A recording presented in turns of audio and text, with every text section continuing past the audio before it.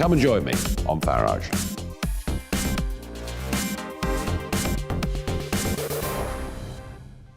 I'm Colin Brazier. I've reported from more than 70 countries around the world, covered wars from Afghanistan to Iraq, from Lebanon to the Balkans. I'm trying to bring that experience, that feel for events, to the studio. And something else. I'm ready to give an opinion. Today's stories with a spark. Brazier from 8 p.m. weekdays on GB News.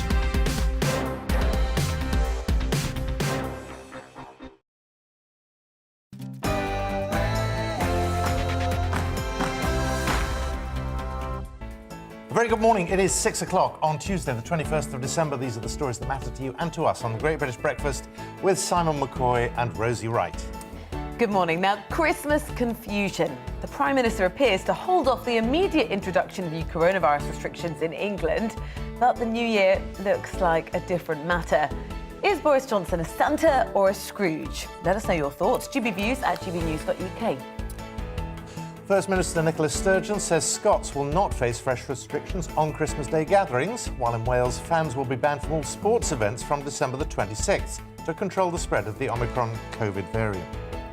5 members of an organised criminal gang are due to be sentenced today for attempting to smuggle Albanians into the UK.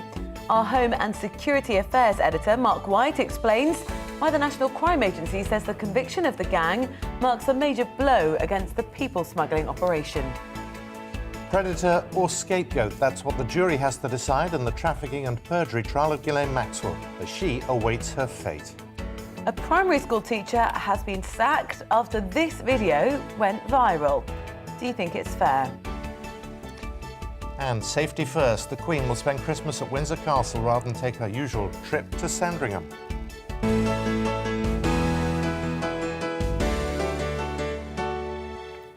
Well, a very good morning to you. Welcome to the Great British Breakfast. We can take a look at the papers. Some are feeling very optimistic, some less so. Let's start with the Metro. A Rabs tailor-made excuse. The paper reports on the Deputy Prime Minister's excuses after that picture emerged yesterday on the front page of The Guardian of a Downing Street Cheese and Wise gathering during lockdown last year. Dominic Raab insists no rules were broken because they were wearing suits and it's a place of work. You can't socialise it in a suit, apparently. Christmas lockdown blocked by Boris and Cabinet, says the Eye. The paper reports the Prime Minister is unlikely to impose new COVID restrictions that start before Christmas. Over to the Herald. Christmas Day rules will not change, says Sturgeon. The First Minister has, however, left the door open to potentially tighten rules in Scotland after Boxing Day. Hark the Herald. Anyway, The Guardian's headline, COVID surges, but Cabinet surges mean no extra curb for now. Government sources have told the publication that measures are unlikely to be imposed before Christmas Day, though an announcement about rules to be brought in before New Year's Eve could be made in coming days. The Mirror splashes on the Queen's quiet Christmas. Royal sources say Her Majesty made a, quote, personal choice to call off her annual Sandringham event and celebrate the big day at Windsor instead. The publication has called the Queen's decisive move a sharp contrast to the Prime Minister's doing. Confusion at Christmas, says The Telegraph. The Prime Minister's been urged to give clarity over COVID rules as the Cabinet refuses to back restrictions pre-Christmas. The Independent also reports on the Prime Minister's decision to delay COVID restrictions. It reports scientists urge the Prime Minister to act now as a wave of infection threatens to overwhelm the NHS. To the Times now, and Christmas hopes grow as Johnson delays action. Jacob Rees-Mogg, Leader of the House of Commons, has said the government should trust people to make the right decisions to protect themselves and their families instead of imposing more restrictions. Hold on to your baubles, says The Sun. Anxious families and businesses are in limbo after Boris Johnson warned he could slap COVID restrictions on Christmas at any moment. The Prime Minister said he will rule nothing out in the fight against Omicron following a virtual cabinet meeting. So, Prime Minister Boris Johnson has warned his government will rule nothing out in the fight against COVID this Christmas. Although no new restrictions were announced yesterday, he suggested they could still be implemented soon if case numbers get worse. He agreed that we should keep the data from now on under constant review, keep following it hour by hour. And unfortunately, I must say to people, we will have to reserve the possibility of taking further action to protect the public. and to protect public health, to protect our NHS. Well, a further 91,000 COVID cases were recorded across the UK yesterday. That's the second highest daily total on record. But for now, the Prime Minister urges caution and vaccination. The Cabinet remains split on the issue of further restrictions, and there are concerns for the Tory party's backbench rebellion and a desire for incontrovertible evidence to support what some ministers consider the implausible Omicron predictions. Well, let's pick up on this and the other top stories in the papers. Joining us, Sam Lewis, political writer and commentator with Young Voices UK. Sam, good morning to you. So let's start with this dithering, as some papers put it. There does seem to be confusion, although at the moment it does appear Christmas at least is safe.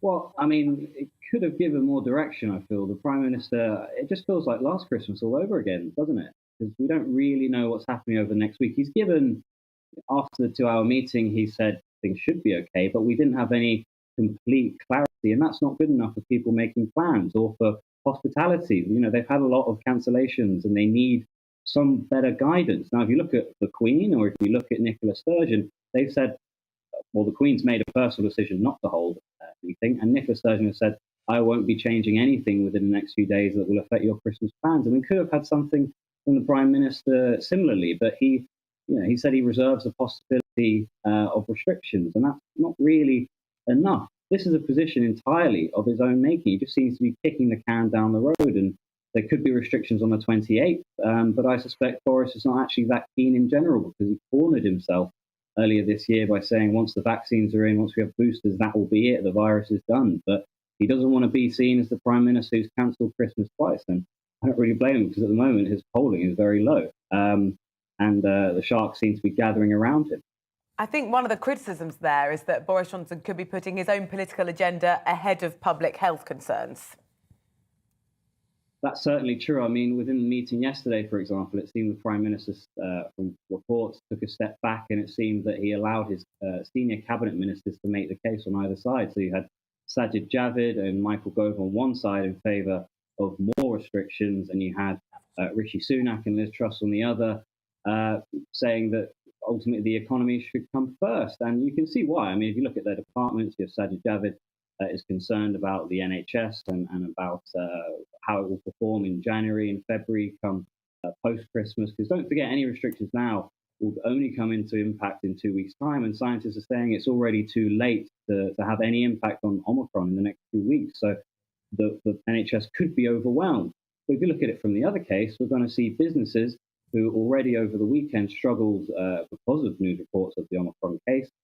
They're going to really struggle in the quieter months of January and February as well. And Rishi Sunak will have to react to that and find some money from somewhere, which we as a country don't really have. So they all have their own sort of agenda within their departments. But again, yes, there could be political reasons that the Prime Minister is doing this, and he's a bit worried about his position after 2 months of not doing very well. Sam, the irony of that hospitality crisis is, of course, that it's the public reaction to what's been going on that's caused that, because, as William Rees-Mogg made the point yesterday, it's the people who are making the decision as to whether they go out, whether they go to restaurants, whether they go to pubs. That is not a political call. So politicians now are damned if they do, damned if they don't, aren't they? Well, I certainly think there hasn't been much leadership in this country recently, and that I think you are right, damned you do, damned you don't, but there haven't been, the Prime Minister hasn't acted very well in the last month, and people have gotten tired of it and decided that they're going to actually start to make their own decisions. And it's good to see, you know, this is what we sort of want. We want people to be voluntary and restricting themselves in the next few years, because the virus isn't going anywhere, and we don't want government intervention all the time. So this is, you know, a good thing, but at the same time, but without any certainty, without clarity, without actual direction, Rishi Sunak hasn't been able to prepare any sort of money for these businesses that are going to struggle as a result of lower footfall, and it's not a good thing. We just need more leadership. How much of the Prime Minister's efforts this week have been hampered by that photograph that was on the front page of The Guardian yesterday? Some people saying, you know, let's stop sort of making a fuss about it, but we can also see it's been confirmed that Matt Hancock's in that photograph, Dominic Cummings. Some of the public are outraged, but could it really have damaged the government's efforts in terms of public health? I certainly think that the image has been brought up again and again. It's obviously not a work party. It's not a party of anything. It's some sort of post-work gathering. I mean, you have some sympathy for them, but again, a lot of people do not. A lot of people won't have any sympathy. Keir Starmer picked up on it, and he contrasted on how people couldn't go to funerals at the time, and people are really angry at this. Rav seemed to say that someone with an animus was trying to damage the government, but it's ultimately a case that the public have seen this photo, and it's just a cumulative effect of the last 2 months where something has come about where it's an us versus them, and you see it on the street, and that's why North Shropshire, for example, gave a very telling said it in the most clear terms and elected a Liberal Democrat MP rather than a Tory one in a safe Tory seat, or it should have been a safe Tory seat. So it has been damaging. I think had this photo come out a few months ago when Tories were riding high in the polls, he quite potentially might have been forgiven for it. But on top of everything that's gone on in the last 2 months, on top of last week's launch of the inquiry into how many parties there were last year, it's just added to the Prime Minister's woes. Now, while people are obsessed with photographs, every day people are still coming into the country across the Channel, and more migrants across the Channel on Sunday than in the whole of December last year. This issue is not going to go away, and it has a habit of suddenly coming up and biting us with a shocking statistic like that. And of course, only a few weeks ago, we were talking about the deaths of a number of migrants too. And at the moment, still no real sign that anybody's getting a grips with this. Certainly not at all. I mean, a few months ago, a poll was conducted by the Sunday Telegraph that found 70% of Tory voters thought the Gov's approach was too soft, 55% of the public more broadly, and it seems nothing's really been done. It's just the news cycle has come back to this. But now, you see people coming for multiple reasons, and you can understand it. We are a great country. We call ourselves Great Britain. Of course, people want to get here. We speak the world language. We very much think that we should be an attractive country, and that's why people come. But there needs to be more work with the French government on this. I mean, a few weeks ago, there was an announcement of 63 million euro joint spending with the French government, for what I'm aware. And the French have upped their work on this. I think the statistic was 500 over the weekend was stopped from leaving French borders, while a couple thousand were able to make it over in the end. But someone needs to get a grip on this, and there needs to be more done on it, certainly. And Priti Patel needs to be looking at this and trying to understand why this has come back, and it seems we are where we are a few weeks ago. Sam Lewis, always good to see you. Thanks very much for joining us this morning. Thank you. Now it's 12 minutes past 6. 5 members of an organised criminal gang are due to be sentenced today for an attempt to smuggle 69 Albanians into the UK inside a converted fishing trawler. The vessel was intercepted by Border Force before the gang, all Eastern Europeans, could land the migrants at Great Yarmouth. The National Crime Agency says the conviction of the gang marks a major blow against the people smuggling operation, which planned to continue using the trawler to smuggle in at least 50 migrants every week. Well, our Home Security Editor Mark White has this report. Tracked by a Coast Guard helicopter, this is the converted fishing trawler Svanik being buffeted by waves as it crossed the North Sea in November last year. But this boat's fishing days are long gone. Instead, packed into her hold are 69 Albanians being smuggled into the UK.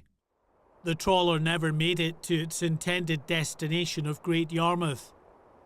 Intercepted by Border Force and the National Crime Agency, it was brought here to the port of Harwich.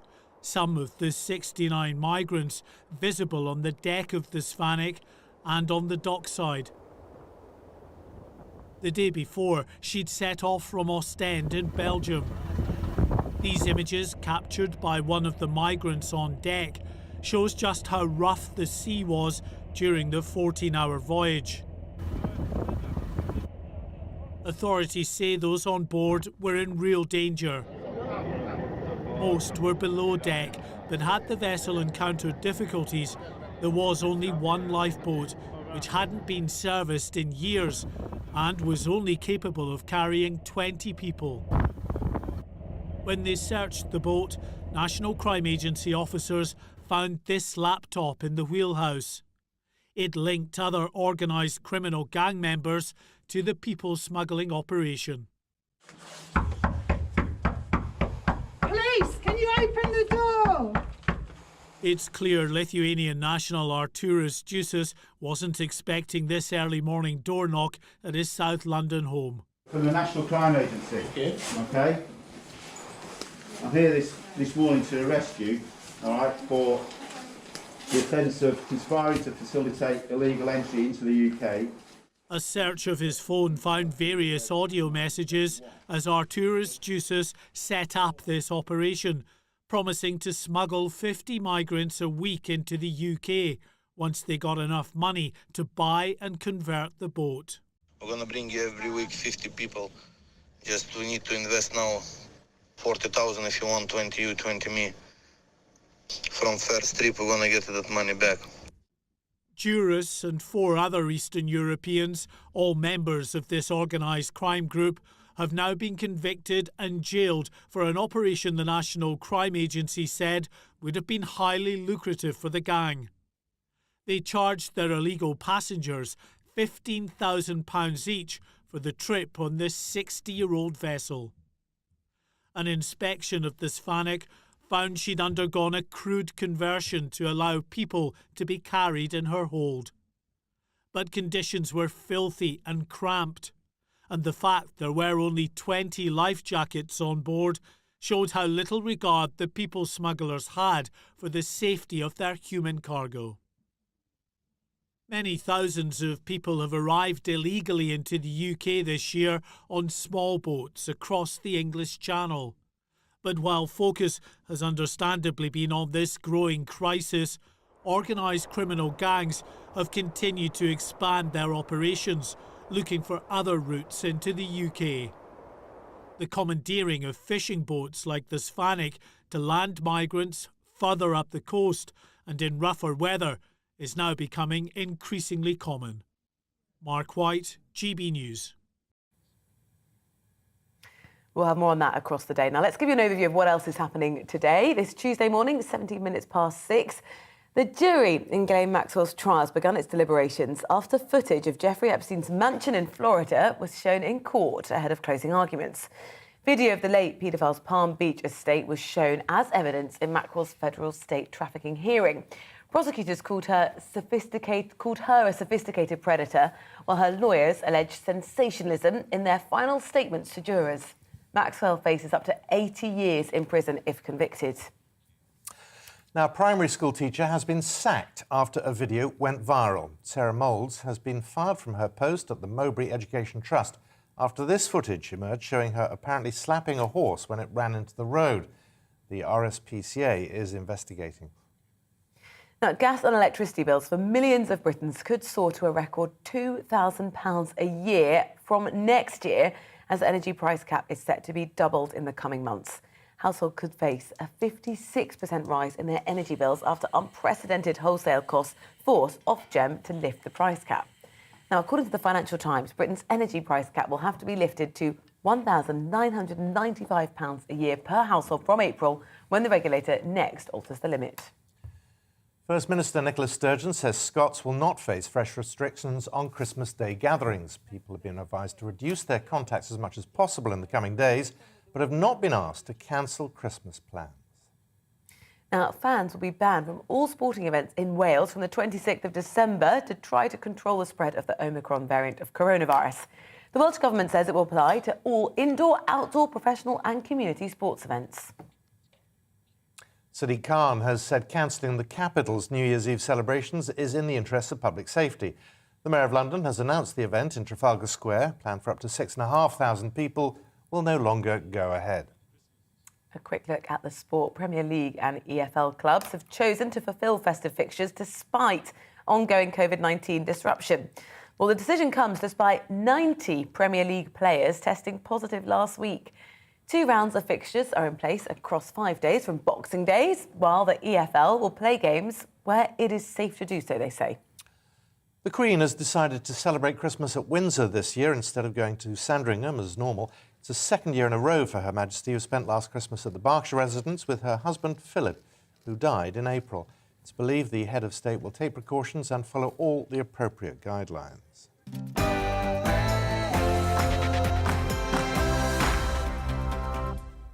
Right, still to come here on the programme. We're bringing you the latest on the Ghislaine Maxwell trial as the jury decides her fate. After the weather. It's time to remind ourselves there's always another winter. Canary Islands sponsors the weather. Hello, a very good morning to you. I'm afraid I feel like a bit of a broken record again today, talking about more cloud for many of us. But one key difference, a better chance for some of sunshine emerging, certainly by the afternoon. At the moment, high pressure still firmly in control of our weather, but chilly easterly airflow brings cold conditions to many of us across the UK. It also brings some clear spells first thing as drier continental air drifts in. And as a result, cloud breaks opening up through the morning, where we've seen cloud breaks overnight. A chilly start to the day, a touch of frost, and then you can see where those cloud breaks will emerge in places across western England into Wales, southern England, East Anglia, central and western Scotland. So some sunshine is possible, a better chance compared to the last few days, but still a lot of cloud floating about. Whether you've got the grey skies or the blue, however, 4 to 6 degrees generally into the afternoon, so feeling on the chilly side, still quite breezy in the southwest. Elsewhere, more widely, I think cloud breaks through tonight, and as a result, a more widespread frost forming. Certainly a colder start to Wednesday across Scotland, England and Wales, with temperatures in towns and cities around 0, but in the countryside a few degrees below. Northern Ireland the exception, southwest England also, where thicker cloud and a breeze, along with some outbreaks of rain, will prevent a frost and a wet start for Northern Ireland during the morning. That rain pushing into southwest Scotland by lunchtime, and a narrower band of some heavy rain pushing through Wales and the southwest during the afternoon. That brings milder air along with a keen breeze, but further east we keep that chilly air in place, and along the meeting area of those two air masses, chances of some snow over the Scottish mountains, perhaps the top of the Pennines as well. Thursday and Friday stay unsettled. It'll be mild in the south, colder further north. Canary Islands sponsors the weather.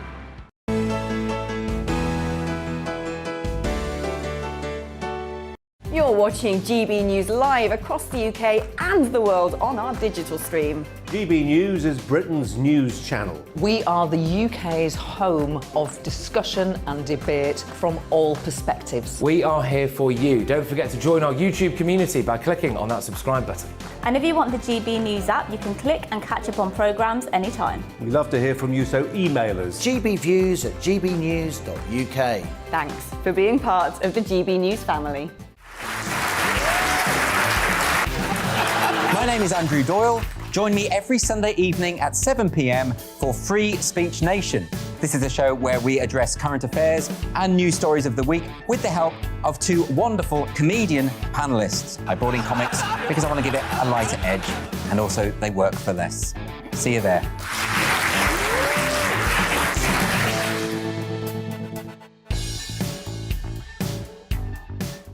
Join my show Farage, 7 p.m. till 8 p.m. Monday through Thursday, and there you will get opinion, analysis, debate, and I'll cover stories that nobody else dares to touch.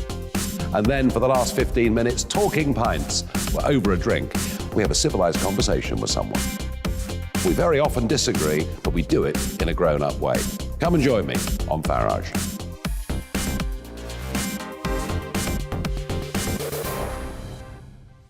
I'm Colin Brazier. I've reported from more than 70 countries around the world, covered wars from Afghanistan to Iraq, from Lebanon to the Balkans. I'm trying to bring that experience, that feel for events, to the studio. And something else, I'm ready to give an opinion. Today's stories with a spark. Brazier from 8 p.m. weekdays on GB News. Join us for the Political Correction. We're here every Sunday to correct politics and put you, the people, back in charge. We talk about all areas of the United Kingdom, including Northern Ireland. Our debate goes way beyond the Westminster Village. It's about the real country. It's about your opinion. So please, we want you to tell us what you think. This is The Political Correction. Every Sunday morning from 10 a.m. here on GB News.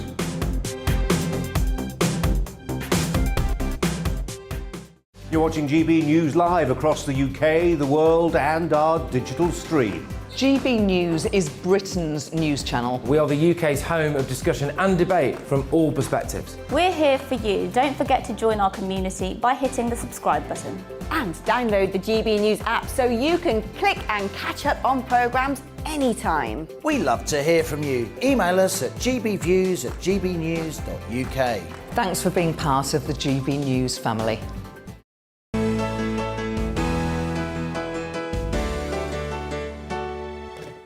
Welcome back, 25 minutes past 6. Now, the jury in Ghislaine Maxwell's trial has begun its deliberations after footage of Jeffrey Epstein's mansion in Florida was shown in court ahead of closing arguments. Video of the late paedophile's Palm Beach estate was shown in evidence in Maxwell's federal sex trafficking hearing. Prosecutors called her a sophisticated predator, while her lawyers alleged sensationalism in their final statements to jurors. Well, Maxwell faces up to 80 years in prison if convicted. Nigel Cawthorne is the author of Ghislaine Maxwell, the fall of the world's most notorious socialite. Nigel, thank you very much for joining us. Deliberation starts. It's going to be difficult to anticipate how the jury are going to fall on this. It's been a tense, fraught trial. Indeed, it has been much shorter than we thought it was going to be. It was scheduled for 6 weeks. The defence said that they were going to have 35 witnesses lined up, and they've only just had 9. What is your gut telling you in terms of, is she going to spend her 60th birthday on Christmas Day in prison where she will remain for the rest of her life, or has her defence done a reasonable job? Well, there really hasn't been much of a defence. They tried to make out that these young women accusing her, the 4 young women, were all just out after money, and because they got like $2-3 million each out of the Epstein estate. But then it turns out that Ghislaine Maxwell benefited by $30 million from Epstein. So that was rather an empty charge. And then they had this professor from California who's a pioneer in this thing called false memory syndrome, which is a condition that's not recognised by the American Psychological Association. And it turns out that she was getting $600 an hour for flying over from California to testify. It's also transpired that she was in the defence team for Harvey Weinstein. So I think her credibility is a bit thin. They were going to call the accusers' lawyers as well to ask about their sort of the attitude these girls had towards making more money, and they didn't call them either. And of course, Ghislaine Maxwell herself didn't speak in her own defence. For the defence, they said Maxwell was an innocent woman who committed no crime and only found herself on trial because Epstein could not be brought to justice. How much clout do you think that line of argument has actually had with the jury? I would think that it is rather thin. Because the judge gave another ruling over the weekend saying that if she'd ignored what was going on or willfully avoided knowing what Epstein was up to, then she was culpable. Well, we all know the one thing definitely we do know about this case is that Epstein was a sex offender, because he admitted as much in the court in 2008.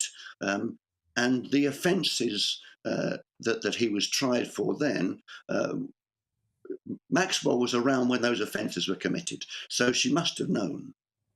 Well, this is the nub of it, isn't it? Because this relationship between Ghislaine Maxwell and Epstein, her defence saying, look, they were very good friends. The prosecution say this was sick. Well, yeah. I mean, there's testimony again that they were much closer than just good friends. That they were kind of joined at the hip at one point. It's very difficult to believe that she didn't know what was going on. How do you think she's fared in this? You know, this is someone who was known as this charismatic, infectious person who, you know, has come under intense scrutiny. Personally, how do you think she's fared?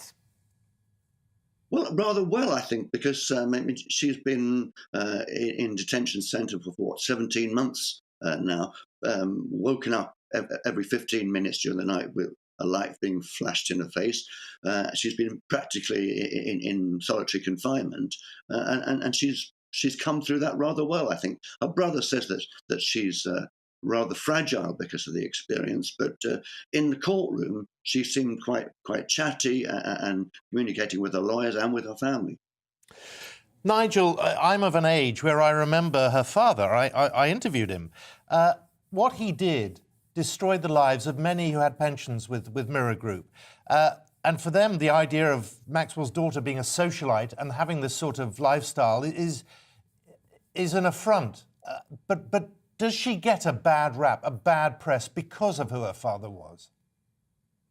Well, it certainly can't have helped, but then she suffered from him as well. He was a well-known monster. She was born at the time when his favourite son, the oldest brother, Michael, died, and she was practically ignored for the first few years of her life, to the point where she went to her mother and said, "Mummy, I exist." I mean, how bad a start of life is that? And then she was hired. She went to work for her father, who alternately pampered and bullied her. Right. Well, I suspect when we get a result, we'll be back on the phone to you. So look forward to the next time we chat. But for now, thank you very much. That's Nigel Cawthorne. Thank you. Thanks. Now, hospitality businesses are suffering from pre-Christmas cancellations and no-shows amid a rise in COVID-19 infections and the public's fears over the Omicron variant. One venue told GB News it has lost 1,000 bookings in just a week and a half. Our East of England reporter Amelia Harper has the story. The week before Christmas, a time when hospitality would make a quarter of its annual profits. Now businesses are yet again preparing for another quiet festive period due to COVID-19. UK hospitality warns as many as 10,000 sites could close if financial support isn't announced imminently. And the Prime Minister is still yet to decide whether to bring in more COVID restrictions. St Albans High Street, home to many pubs, bars and restaurants. Hospitality has been hit once again by the introduction of the new Omicron COVID variant. The sector normally relies on this time of year, but many places have seen a rise in cancellations and a lack of footfall through their venues. 50 metres in this direction is the White Swan, serving only drink. And 50 metres in this direction is the Peahen, serving both food and drink. So what's the situation for these two venues, just metres apart, off the same high street?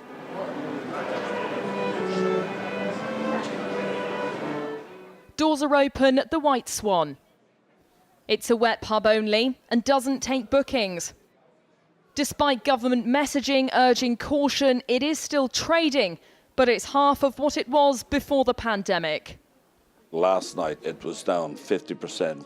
I've been fortunate by staying in a wet situation pub, but for those that are going to try and recover and depend on the restaurant trade and the food trade, you know, I don't know how that's going to work for them. I can see closures here. You know, I've done my best to spend as much as I could to keep it afloat. I'm hoping my regulars will keep coming and it just carries on as a local. On the other side of the high street, the Peahen is serving food. Normally tied up with bookings this close to Christmas, most have been cancelled. It's really demoralising, actually. Going into Christmas, we were so excited, the team were buzzed, we were looking in for an amazing Christmas, and it started off so strong, and then we've just finished the last week now, and it's came in at about 33% below where we expected to be, which is quite a knock. Bookings-wise, in people, in total guests, we've lost over 1,000 people in just over a week and a half. For now, all these businesses can do is prepare their venue for those that do come in. Boris Johnson says further restrictions to tackle the spread of Omicron are possible. And if that happens, hospitality will want more support to make sure they can keep their lights on. Amelia Harper, GB News, Hertfordshire. Lots to come here on the programme. We're going to be looking at a new report that suggests 4 in 10 patients seen by GPs are frequent attenders. That and much more.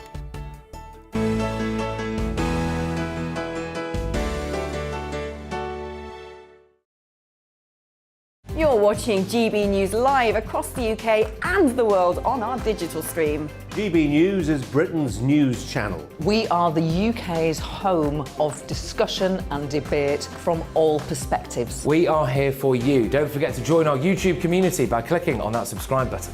And if you want the GB News app, you can click and catch up on programmes anytime. We love to hear from you, so email us. gbviews@gbnews.uk. Thanks for being part of the GB News family. My name is Andrew Doyle. Join me every Sunday evening at 7 p.m. for Free Speech Nation. This is a show where we address current affairs and news stories of the week with the help of 2 wonderful comedian panellists. I brought in comics because I want to give it a lighter edge, and also they work for less. See you there.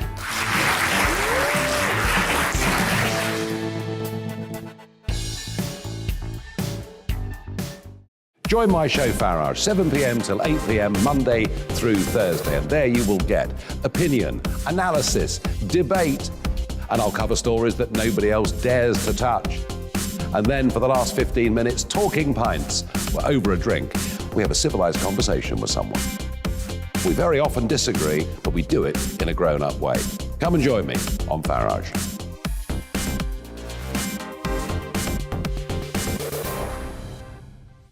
I'm Colin Brazier.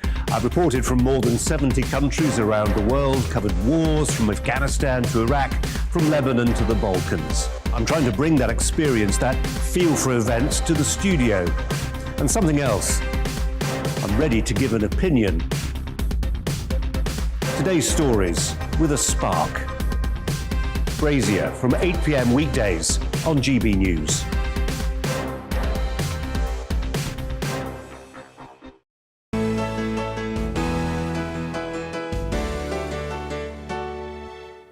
Coming up to 20 to 7, you're watching The Great British Breakfast. A very good morning to you. You'd have thought we'd have got this all right by now, wouldn't you? You would, yeah. We both hear each other breathe, we stop, then we... Anyway, off you go. The police service of Northern Ireland are into the 2nd week of the Christmas crackdown on drunk driving. Compared to last year, currently there's disappointing results. We can find out more with our Northern Ireland reporter, Doogie Beattie, who joins us live. Doogie, tell us more. Well, hello and welcome to Commons Bray, just outside Belfast. This is one of the main arterial routes that take you into the city. Usually it is buzzing with traffic now, with working from home, the COVID regulations, the school holidays, and of course there's a lot of uncertainty in and around the hospitality sector, and people are not too sure, should they go into the city, should they not. So traffic being down, you would expect really that there would be less arrests at this time of year for drink driving. Now, that's not the case. In fact, it's up, and the PSNI are extremely disappointed about that. What's the reasons for it? We can only guess that maybe people sitting at home during lockdown and have decided, well, we'll crack open the bottle of wine, and having no real measurement of how drunk you are, they get into the car and drive off. Other parts that are, of course, big nights out are no longer big nights out. Nobody's getting organised, getting babysitters into place, and that is also big in hospitality here, because taxis took the brunt of the hospitality hit the last time around, and lots of taxi drivers had hard times getting furlough, having their bills paid, and they never returned back to the industry. So it is very hard to get a taxi in Belfast at this minute in time. None of that, of course, is an excuse for drink driving, and if you're drunk driving, well, you deserve to be caught. I spoke to Rosemary Leach, an inspector of the PSNI roads policing yesterday. The numbers have gone up. This year it's 127 in the first 2 weeks compared with 108 last year. So that is disappointing. On the other hand, we're pleased that we have taken those dangerous drivers off the road. So it's a two-edged sword. What we have seen is that we've seen a change in some of the people that are being detected. So we're seeing more females being detected. Traditionally it would have been like 1 in 10, it's now 2 in 10. We're seeing a greater proportion of older drivers being caught. It's nearly double the proportion that it was last year. So we're talking about drivers 55 plus. So I appeal to those sections. I appeal to women, I appeal to the slightly older driver, and honestly, I appeal to everybody. Please do not get behind the wheel after you've been drinking alcohol, or indeed taking illicit or prescription drugs. We were hoping that with all our messaging and all our warnings, the people would heed it. They would know that there was a good chance they were going to be caught. They would know that we would be doing random breath tests. But it seems we haven't quite got that message out to everybody.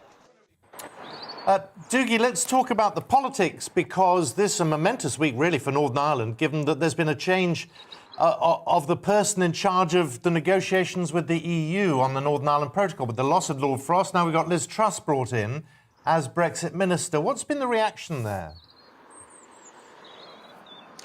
Well, most political parties have welcomed how quickly that gap was filled, but there is quite a bit of suspicion about what went on here. A couple of weeks ago, there was a briefing in London that said that the ECJ was going to be taken out. Well, Britain weren't so fussed about the ECJ and they could take it out of those negotiations. And at that time, people were left a bit stunned. And then we were told, well, no, that was a misbriefing. It hadn't happened. The very next week, Lord Frost resigns. And the question has been asked, was that a part? And was Lord Frost the person that was prepared to drop the ECJ? Or was it Boris himself and those around him that wanted Lord Frost to drop it? So when Liz Truss arrives here, she will be judged by her actions, I suppose, as anybody would. But unionists in particular are watching on. They are very, very worried about how much she knows.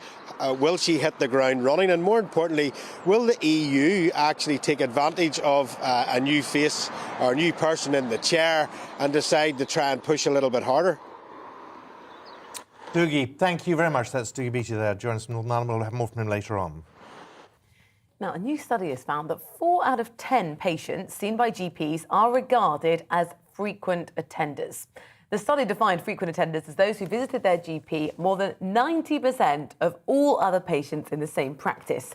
Research by the University of Manchester showed a large proportion of GPs, the workload that was taken up by patients who made a disproportionate number of visits to the clinic. Well, Professor Ivan Contepantelis is from the University of Manchester and co-author of that research released today. A very good morning to you. Good morning to you too. 4 in 10, you sort of rather hoped that given the pandemic, given the pressure the NHS has been under, these people would understand what the damage they were doing to the NHS. That's not the angle I would take. This is primarily research that predated the pandemic, but this is not, from our point of view, about the patients themselves, really. It's about the system and how the system actually might not resolve existing health problems for these patients, and they have to go back to the GPs again and again. But we have seen an increase over time in that group of patients, highlighting, in our view, a systemic problem that doesn't resolve the issues for those patients, if that makes sense.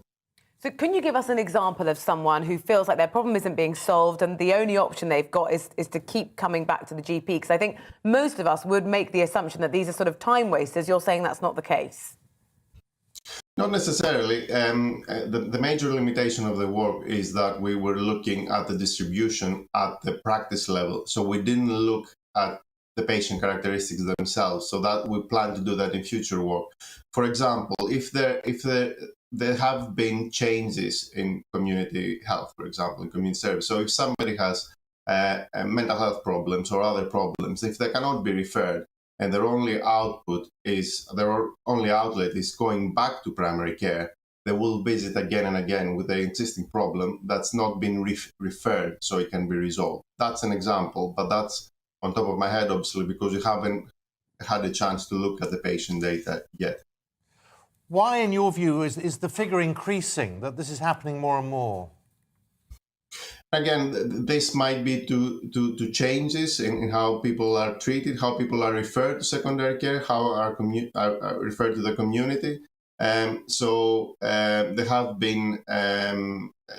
been less money for community services. Mental health services have moved away, so they're less accessible to people locally. So these are anecdotal, obviously, and we haven't looked into that. But on top of my head, this is what my guess would be. So what can GPs do? They must be exasperated by feeling that those are people clearly who do need help, but they don't feel equipped to be able to provide the right level of support. Absolutely. And again, unfortunately, it might be coming down to funding again. It might be coming down to managing the workload. I know it's for GPs, I think it's frustrating to say managing your workload when the population is getting older and older and there are more and more problems and the funding is not there. But these people might be, and we hope to look into that in future research, made a priority and see how their problems can be actively resolved, whether within primary care or elsewhere. Well, the government has said a promise of 6,000 more doctors, 26,000 members of practice teams. Is that enough?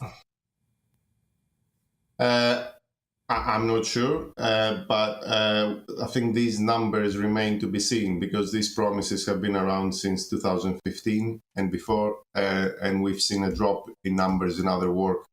So yes, we need many more GPs, but we need to look at the system as well.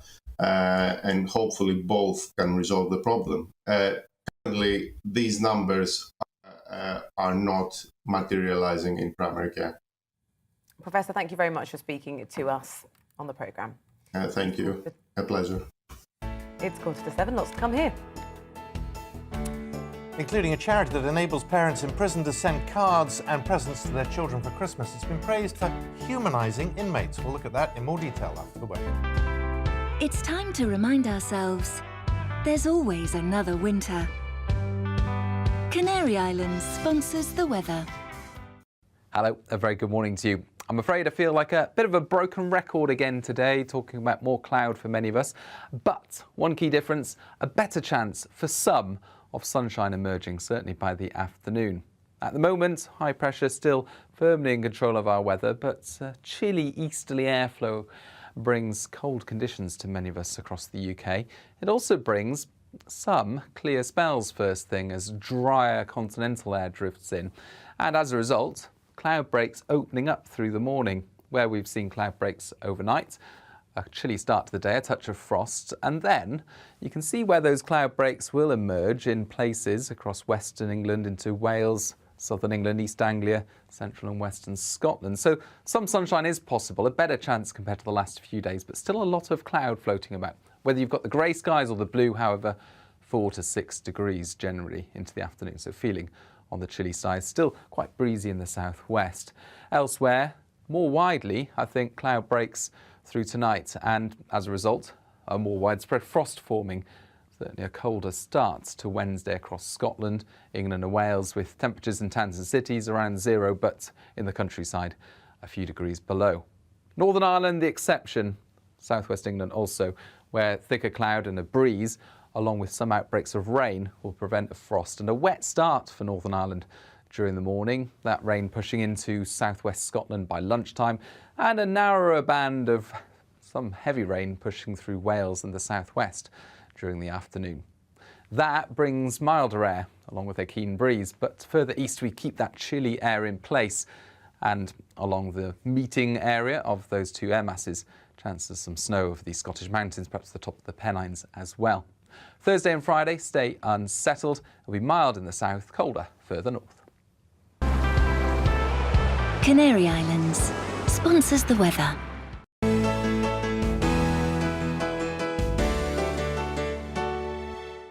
You're watching GB News live across the UK and the world on our digital stream. GB News is Britain's news channel. We are the UK's home of discussion and debate from all perspectives. We are here for you. Don't forget to join our YouTube community by clicking on that subscribe button. And if you want the GB News app, you can click and catch up on programmes anytime. We love to hear from you, so email us. gbviews@gbnews.uk. Thanks for being part of the GB News family. My name is Andrew Doyle. Join me every Sunday evening at 7 p.m. for Free Speech Nation. This is a show where we address current affairs and news stories of the week with the help of two wonderful comedian panellists. I brought in comics because I want to give it a lighter edge, and also they work for less. See you there.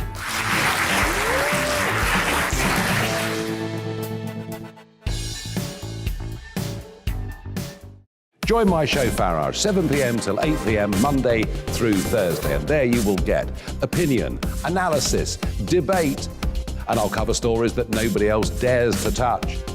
And then for the last 15 minutes, talking pints. We're over a drink. We have a civilized conversation with someone. We very often disagree, but we do it in a grown-up way. Come and join me on Farage.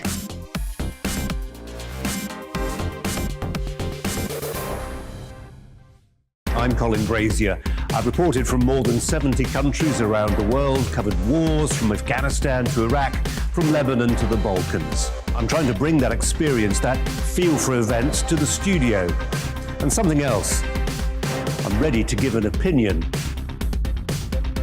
Today's stories with a spark. Brazier from 8 p.m. weekdays on GB News.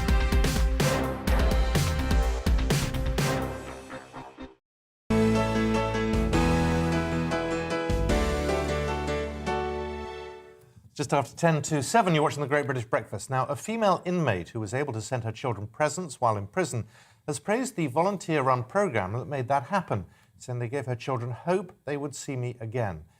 The Angel Tree is a project organised by the Prison Fellowship charity that enables parents in prison to send personalised cards and Christmas presents to their children.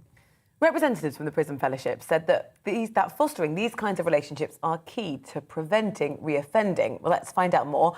Peter Holloway is the Chief Executive of Prison Fellowship and joins us now. Thank you very much. Just explain to us then, for an inmate who wants to send gifts to, let's say, 2 children, what do they have to do? We send in forms to them. And inside the prison, our volunteers work in the prison when they're able during COVID, etc.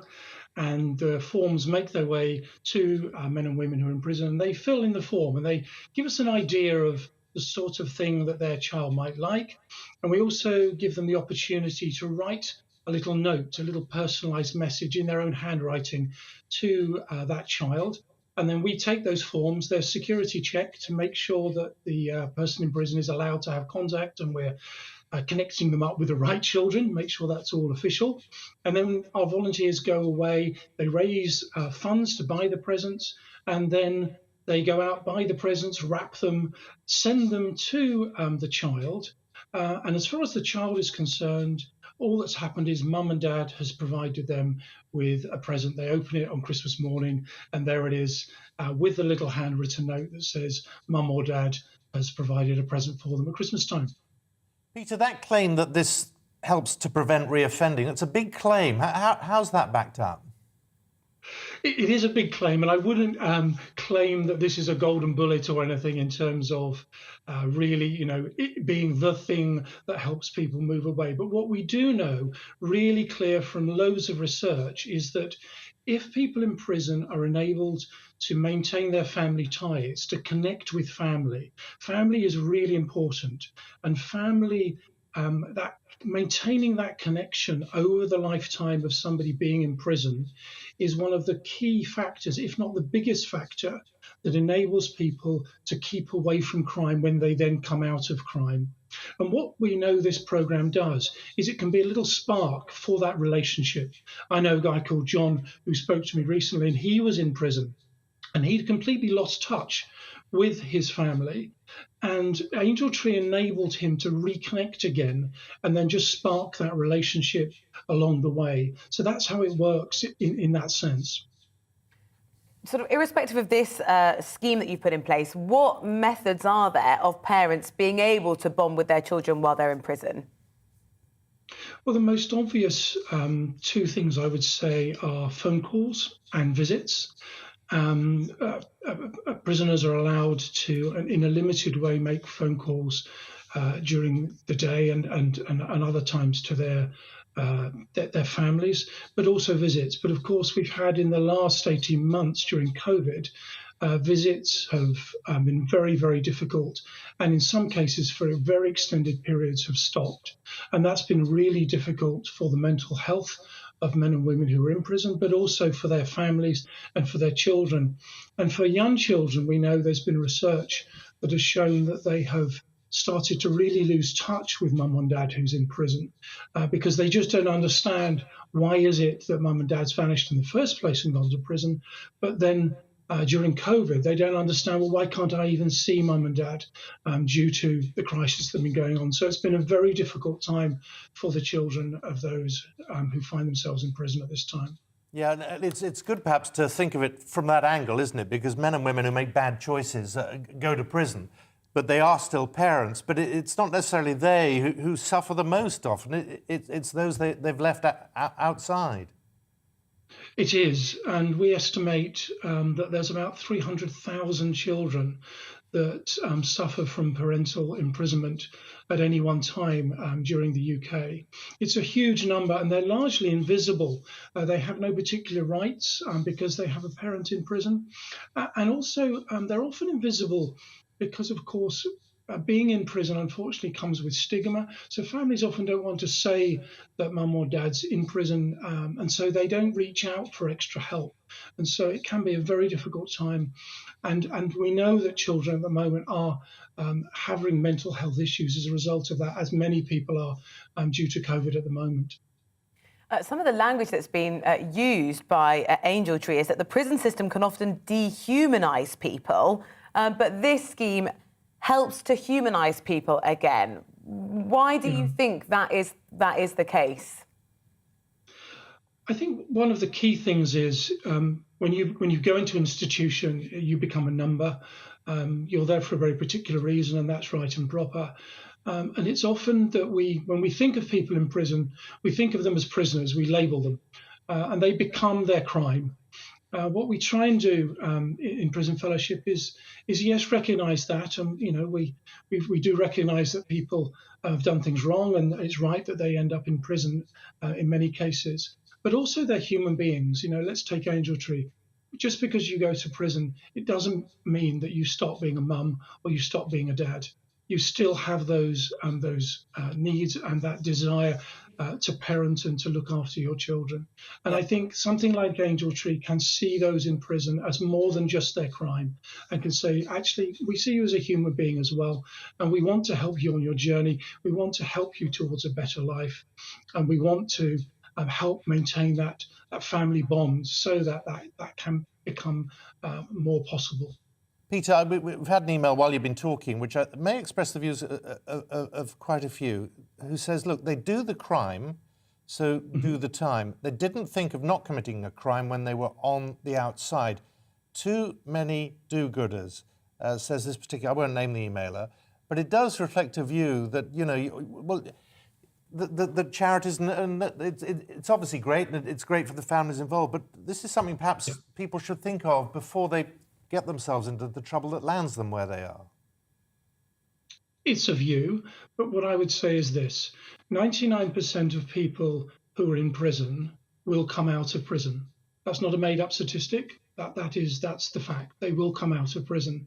And the question for society is, when those people come out of prison, do we want them to come out the same as they went in and commit more crime and hurt society and hurt people like you and me?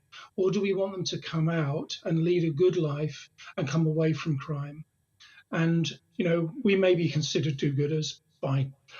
I've heard that many times before. But what I would also say is the programs that we run and the things we do, we run other programs around restorative justice and other things to help people come to terms with the impact that their crime is having and to help them to see that committing crime is not good. It damages them, it damages their family, it damages wider society, and to help them move away from that crime. And I think that's good for society, and I think that court would probably recognise that, even if they find it emotionally a bit difficult and might think of this as do-gooding. Well, Peter, it's really good of you to join us this morning. It's nice to talk to you, and a very happy Christmas. Thank you very much. Thank you very much. Thanks for having us on. Thanks, Peter.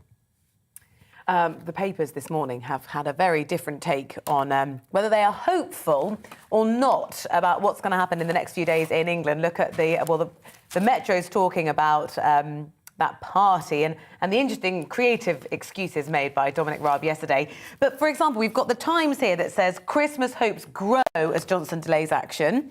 Daily Mail. Rejoice. Rejoice indeed, from the Daily Mail. But others have got much more gloomy outtakes about what might happen just after Christmas. We've got more on this to come in a couple of minutes.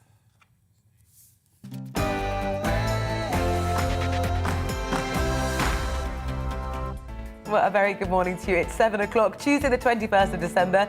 These are the stories that matter to you and to us on the Great British Breakfast with Simon McCoy and Rosie Wright. Christmas confusion as the Prime Minister appears to hold off the immediate introduction of new coronavirus restrictions in England. The new year looks a whole different matter. Is he Santa or Scrooge? Let us know. GBViews at gbnews.uk. Well, the First Minister, Nicola Sturgeon, says Scots will not face fresh restrictions on Christmas Day gatherings. While in Wales, fans are going to be banned from all sport events from December the 26th to control the spread of the Omicron COVID variant. 5 members of an organised criminal gang are due to be sentenced today for attempting to smuggle Albanians into the UK. Our Home and Security expert Mark White explains why the National Crime Agency says the conviction of the gang marks a major blow against the people smuggling operation. Predator or scapegoat? That's what the jury has to decide in the trafficking and perjury trial of Ghislaine Maxwell as she awaits her fate. A primary school teacher has been sacked after this video went viral. Is that fair? And safety first. The Queen will spend Christmas at Windsor Castle rather than take her usual trip to Sandringham.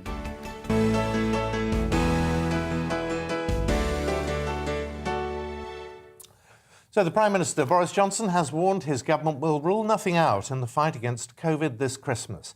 Although no new restrictions were announced yesterday, he suggested they could still be implemented soon if case numbers get worse. He agreed that we should keep the data from now on under constant review, keep following it hour by hour. And unfortunately, I must say to people, we will have to reserve the possibility of taking further action to protect the public and to protect public health, to protect our NHS. So no restrictions yet, but of course that could change. Well, a further 91,000 cases of COVID were recorded across the UK yesterday. That's the second highest daily total on record. But for now, the Prime Minister urges caution and vaccination. The Cabinet remains split on the issue of further restrictions, and there are concerns for the Tory party's backbench rebellion and a desire for incontrovertible evidence to support what some ministers consider the implausible Omicron predictions. Stephen Carlton-Woods is a political commentator and radio presenter and joins us this morning. Good morning to you. Good morning, Simon and Rosie. Now, the criticism is this is, and we've been here before, dithering from the Prime Minister. Well, I think the Prime Minister is being cautious, and he needs to be. The backbenchers and members of the party are split, I would say, in the way that this goes back to Brexit. It's all to do with Brexit, I think, the divide within the party, and knives are being sharpened. And the problem with Boris has been listening too much to the other side of the house rather than the people behind him. And I think it's well known that Boris didn't want any lockdowns or any extra restrictions. And then we get conflicting evidence from SAGE, which work on the model of worst case scenario. So he's in a very tough predicament at the moment, the Prime Minister, and I think he did it correct yesterday. He didn't have any knee-jerk reactions. We've had data from South Africa for at least 3 weeks before it arrived in the UK. We've now had it in the UK for about 3.5 weeks. So we do have a lot of data at the moment with the Omicron. And the way that the data is being presented to the nation with Sage and certain aspects of the media, they're not given the whole picture of this. I mean, how many people out of all these people who were registered as infected yesterday come from a vulnerable group? A lot of these people are young, healthy people. So I think there's a lot of scare tactics going on, and we didn't want to see the Prime Minister have a knee-jerk reaction and do anything. And he's being cautious, and he's saying he's managing things on the hour and see how things go. But we've heard experts say that even if he did a close down now, it's not going to change the outcome of what will happen in 3 weeks' time. So I don't see any for the point. public who probably know people who they're either isolating themselves or they've got friends who are currently sort of midway through or just started that 10 days missing Christmas, is the lack of clarity. So it's not even just about how do we plan to see which members of our family over Christmas Day. It might be for your business to think, how am I supposed to operate this business if I don't know what it's going to be doing a week from now? No, I take that on board, but the lack of clarity comes from the mixed messages that the mainstream media are putting out. Constantly, on a daily basis, we're seeing certain people from the mainstream media rolling out certain people from Stage that are politically motivated. Now, this is the big problem I have here with Sage, certain members of Sage that are meant to be apolitical and not have any political insight to anything. And these people have been campaigning, saying behind the messages. I remember campaigns years ago, the health service is 24 hours to survive unless we do something about it. These same people are actually sitting on the Sage panel at the moment, coming out with similar sorts of messages and language, making the whole thing political. And it does seem very political to me what's going on with this COVID. We had Tony Blair yesterday saying that this government needs to get ahead of the curve rather than behind it. I mean, words are cheap at the moment, aren't they? Well, they are, especially when it comes to Tony Blair and his stance on Europe and the EU and Brexit. So I don't think he's a credible person at all to be listening to at this moment. I think some of the criticism, particularly being levelled at the Prime Minister right now, is that he is just putting his own political agenda and his career ahead of public health. Mr. Johnson has been very clear from the outset that he didn't want to impose restrictions on people. This is a land of freedom of choice, not to be run like it is in China with people under the cosh all the time and having to be controlled by the government. I'm sure that's quite what the Labour Party are more in line with, but it's not what the Conservative Party are in line with. And Boris has got that in his mind all the time. But I think the members and the backbenchers are reminding him of that on a daily basis too. The interesting thing at the moment is the people seem to have made a decision as to how to go forward, because it's the people who've decided to cancel Christmas bookings at restaurants and pubs. I mean, it's horrible for the hospitality industry. But it Simon, does seem... I know where you're coming from. Yeah, Simon, I know where you're coming from on that. And I agree to a point. This is people's freedom of choice. And if they want to take extra caution in what they're doing, that's so be it and do that. But people are being scared into cancelling Christmas parties. I had my Rotary Christmas party cancelled last night because people were a bit frightened of the Omicron variant that's ripping through traffic at the moment. So people are being very cautious. Or people are just being cautious for a short period of time to make sure they don't miss the things they really want to do over and above going to their office party, which is spend Christmas Day with their family. Well, I think that's the priority in it, to be with our families on Christmas Day. But the mainstream media are terrorising the nation with all these scare stories around the Omicron, when we know the evidence out there is suggesting something completely different. Stephen, it's always good to see you, and probably the last time to see you before Christmas, so have a good one. Well, have a good Christmas, right?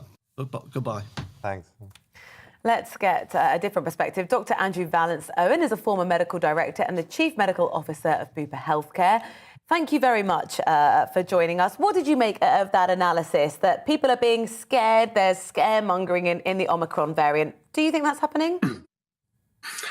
Well, I'm not a political analyst, I'm a doctor, and Alistair Stewart on his programme a few weeks ago asked me, who do I trust?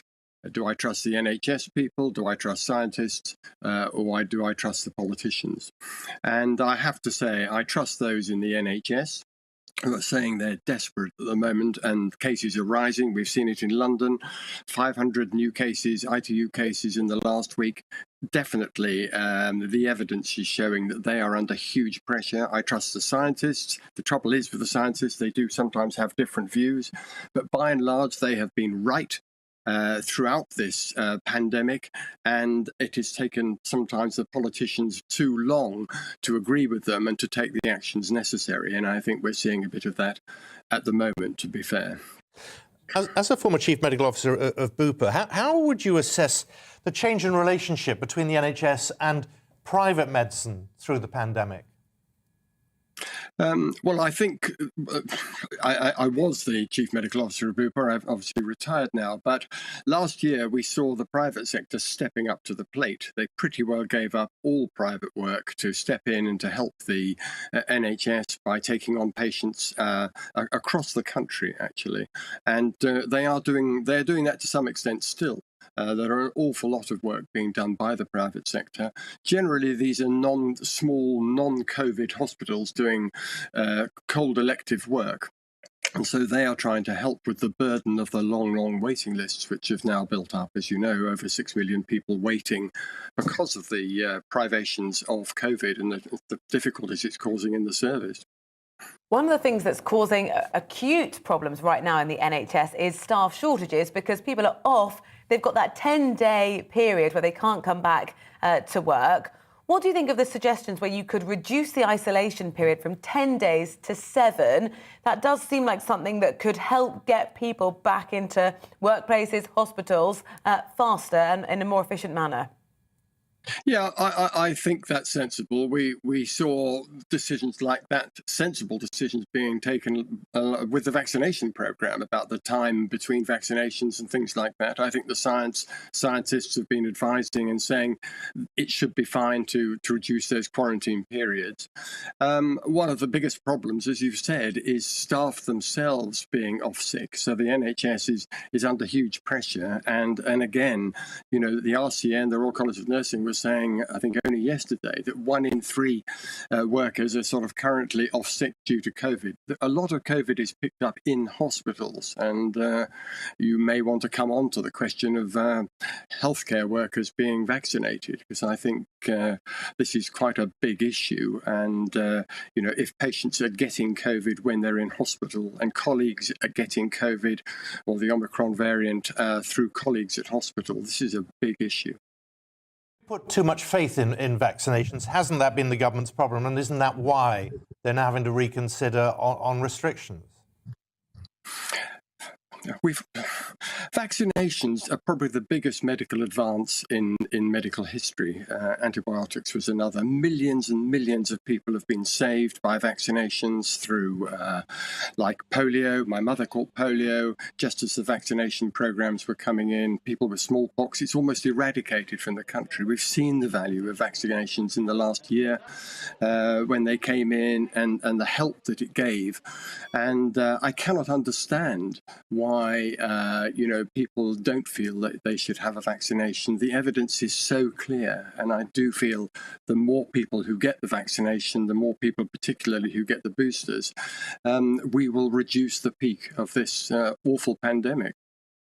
This time last year, when restrictions came into place, Christmases were cancelled, we had the vaccine on the horizon. The first one had been administered, and people thought there is a route out of this. Here we are, 12 months later. It looks like there could be further restrictions imposed next week or straight after Christmas. But we don't have that same hope to hold on to in the same way. People are saying, well, if we go into lockdown this time, won't we just be going through this cycle? Because there's nothing that we've got which will say that's going to stop Omicron.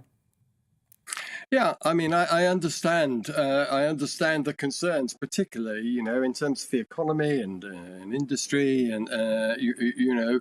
But this Omicron variant is more transmissible even than the last one. We already now have one of the highest. I mean, in fact, it's over 100,000 cases a day now, and it's going up and up.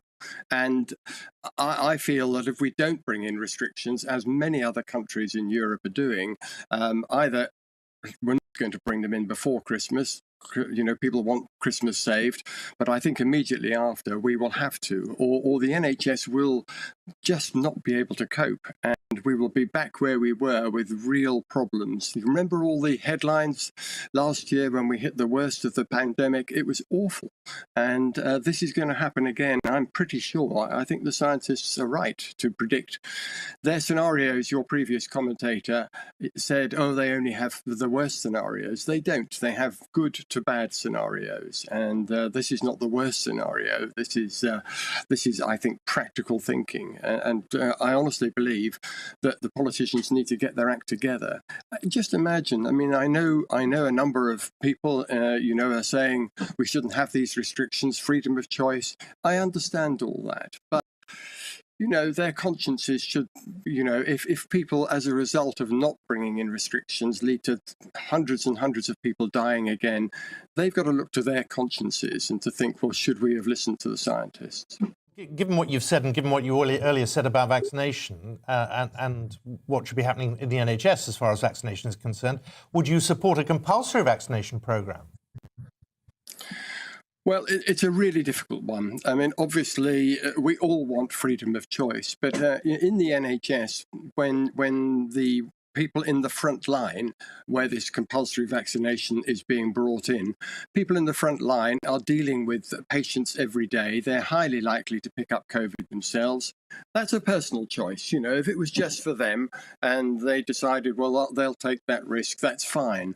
But actually, the main ethical rule, affecting the medical profession and nursing professions is first do no harm. And the chances, if you are not vaccinated, of catching it and then giving it to other patients in the hospital or giving it to your colleagues are going to be really high with this high level of transmissibility we've got with the Omicron variant. And, I just think there is a moral, a professional duty almost to get yourself vaccinated. And so while we all want freedom of choice, but I think you have a job.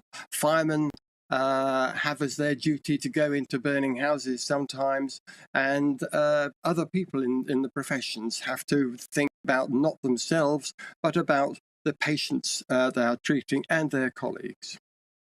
Andrew, it's really good to talk to you, Dr. Andrew Valentin. Thank you so much for your time this morning. Thank you. Nice to meet you. Bye. Well, we'll have more on the ongoing political row over whether there should or shouldn't be restrictions across the programme. But let's move on to something else now. At 16 minutes past 7, 5 members of an organised criminal gang, they're due to be sentenced today for an attempt to smuggle 69 Albanians into the UK inside a converted fishing trawler. The vessel was intercepted by Border Force before the gang, all of whom were Eastern Europeans, could land the migrants at Great Yarmouth.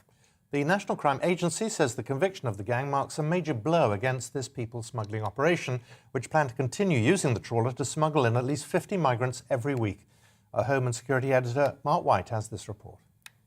Tracked by a Coast Guard helicopter, this is the converted fishing trawler Svanik being buffeted by waves as it crossed the North Sea in November last year. But this boat's fishing days are long gone. Instead, packed into her hold are 69 Albanians being smuggled into the UK. The trawler never made it to its intended destination of Great Yarmouth. Intercepted by Border Force and the National Crime Agency, it was brought here to the port of Harwich. Some of the 69 migrants visible on the deck of the Svanik and on the dockside. The day before, she'd set off from Ostend in Belgium. These images, captured by one of the migrants on deck, shows just how rough the sea was during the 14-hour voyage. Authorities say those on board were in real danger. Most were below deck, but had the vessel encountered difficulties, there was only one lifeboat, which hadn't been serviced in years and was only capable of carrying 20 people. When they searched the boat, National Crime Agency officers found this laptop in the wheelhouse. It linked other organised criminal gang members to the people smuggling operation. Open the door! It's clear Lithuanian national Artūras Jusas wasn't expecting this early morning door knock at his South London home. From the National Crime Agency. Okay? I'm here this morning to arrest you, all right, for the offence of conspiring to facilitate illegal entry into the UK. A search of his phone found various audio messages as Artūras Jusas set up this operation, promising to smuggle 50 migrants a week into the UK once they got enough money to buy and convert the boat. We're gonna bring you every week 50 people. Just we need to invest now 40,000 if you want, 20 you, 20 me. From first trip we're gonna get that money back.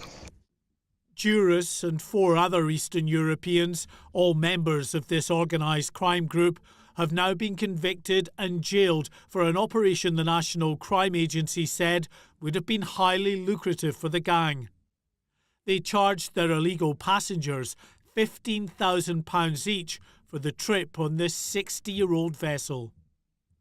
An inspection of the Svannik found she'd undergone a crude conversion to allow people to be carried in her hold. But conditions were filthy and cramped, and the fact there were only 20 life jackets on board showed how little regard the people smugglers had for the safety of their human cargo. Many thousands of people have arrived illegally into the UK this year on small boats across the English Channel. But while focus has understandably been on this growing crisis, organised criminal gangs have continued to expand their operations, looking for other routes into the UK. The commandeering of fishing boats like the Svannik to land migrants further up the coast and in rougher weather is now becoming increasingly common. Mark White, GB News. Coming up here on the Great British Breakfast, more hospitality businesses are pleading for support as uncertainty over Christmas trading continues. We'll have that after the weather. It's time to remind ourselves there's always another winter. Canary Islands sponsors the weather. Hello, a very good morning to you. I'm afraid I feel like a bit of a broken record again today, talking about more cloud for many of us. But one key difference, a better chance for some of sunshine emerging, certainly by the afternoon.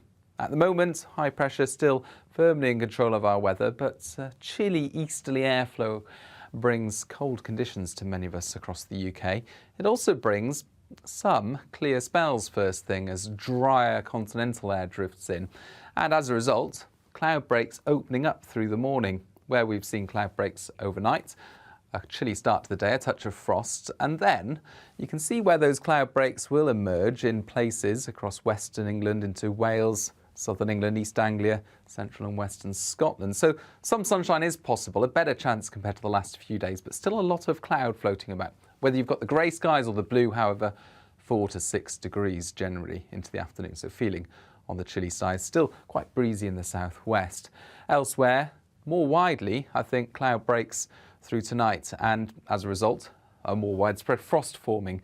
Certainly a colder start to Wednesday across Scotland, England and Wales, with temperatures in towns and cities around 0, but in the countryside a few degrees below.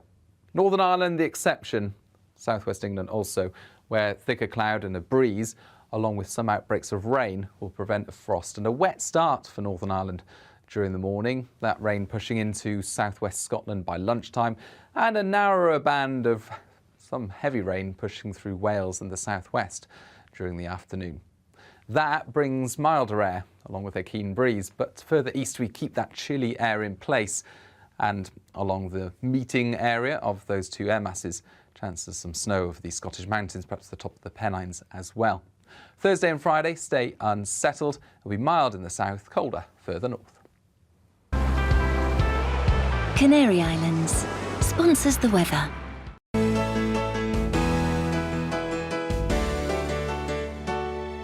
You're watching GB News live across the UK and the world on our digital stream. GB News is Britain's news channel. We are the UK's home of discussion and debate from all perspectives. We are here for you. Don't forget to join our YouTube community by clicking on that subscribe button. And if you want the GB News app, you can click and catch up on programmes anytime. We love to hear from you, so email us. gbviews@gbnews.uk. Thanks for being part of the GB News family. My name is Andrew Doyle. Join me every Sunday evening at 7 p.m. for Free Speech Nation. This is a show where we address current affairs and news stories of the week with the help of two wonderful comedian panellists. I brought in comics because I want to give it a lighter edge, and also they work for less. See you there.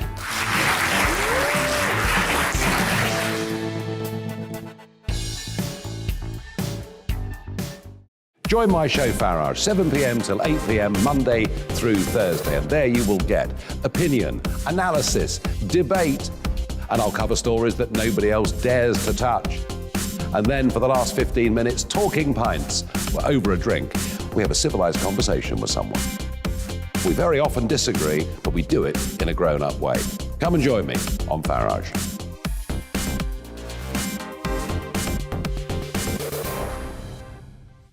I'm Colin Brazier. I've reported from more than 70 countries around the world, covered wars from Afghanistan to Iraq, from Lebanon to the Balkans. I'm trying to bring that experience, that feel for events, to the studio. And something else, I'm ready to give an opinion. Today's stories with a spark. Brazier from 8 p.m. weekdays on GB News. Join us for the Political Correction. We're here every Sunday to correct politics and put you, the people, back in charge. We talk about all areas of the United Kingdom, including Northern Ireland. Our debate goes way beyond the Westminster Village. It's about the real country. It's about your opinion. So please, we want you to tell us what you think. This is the Political Correction. Every Sunday morning from 10 a.m. here on GB News.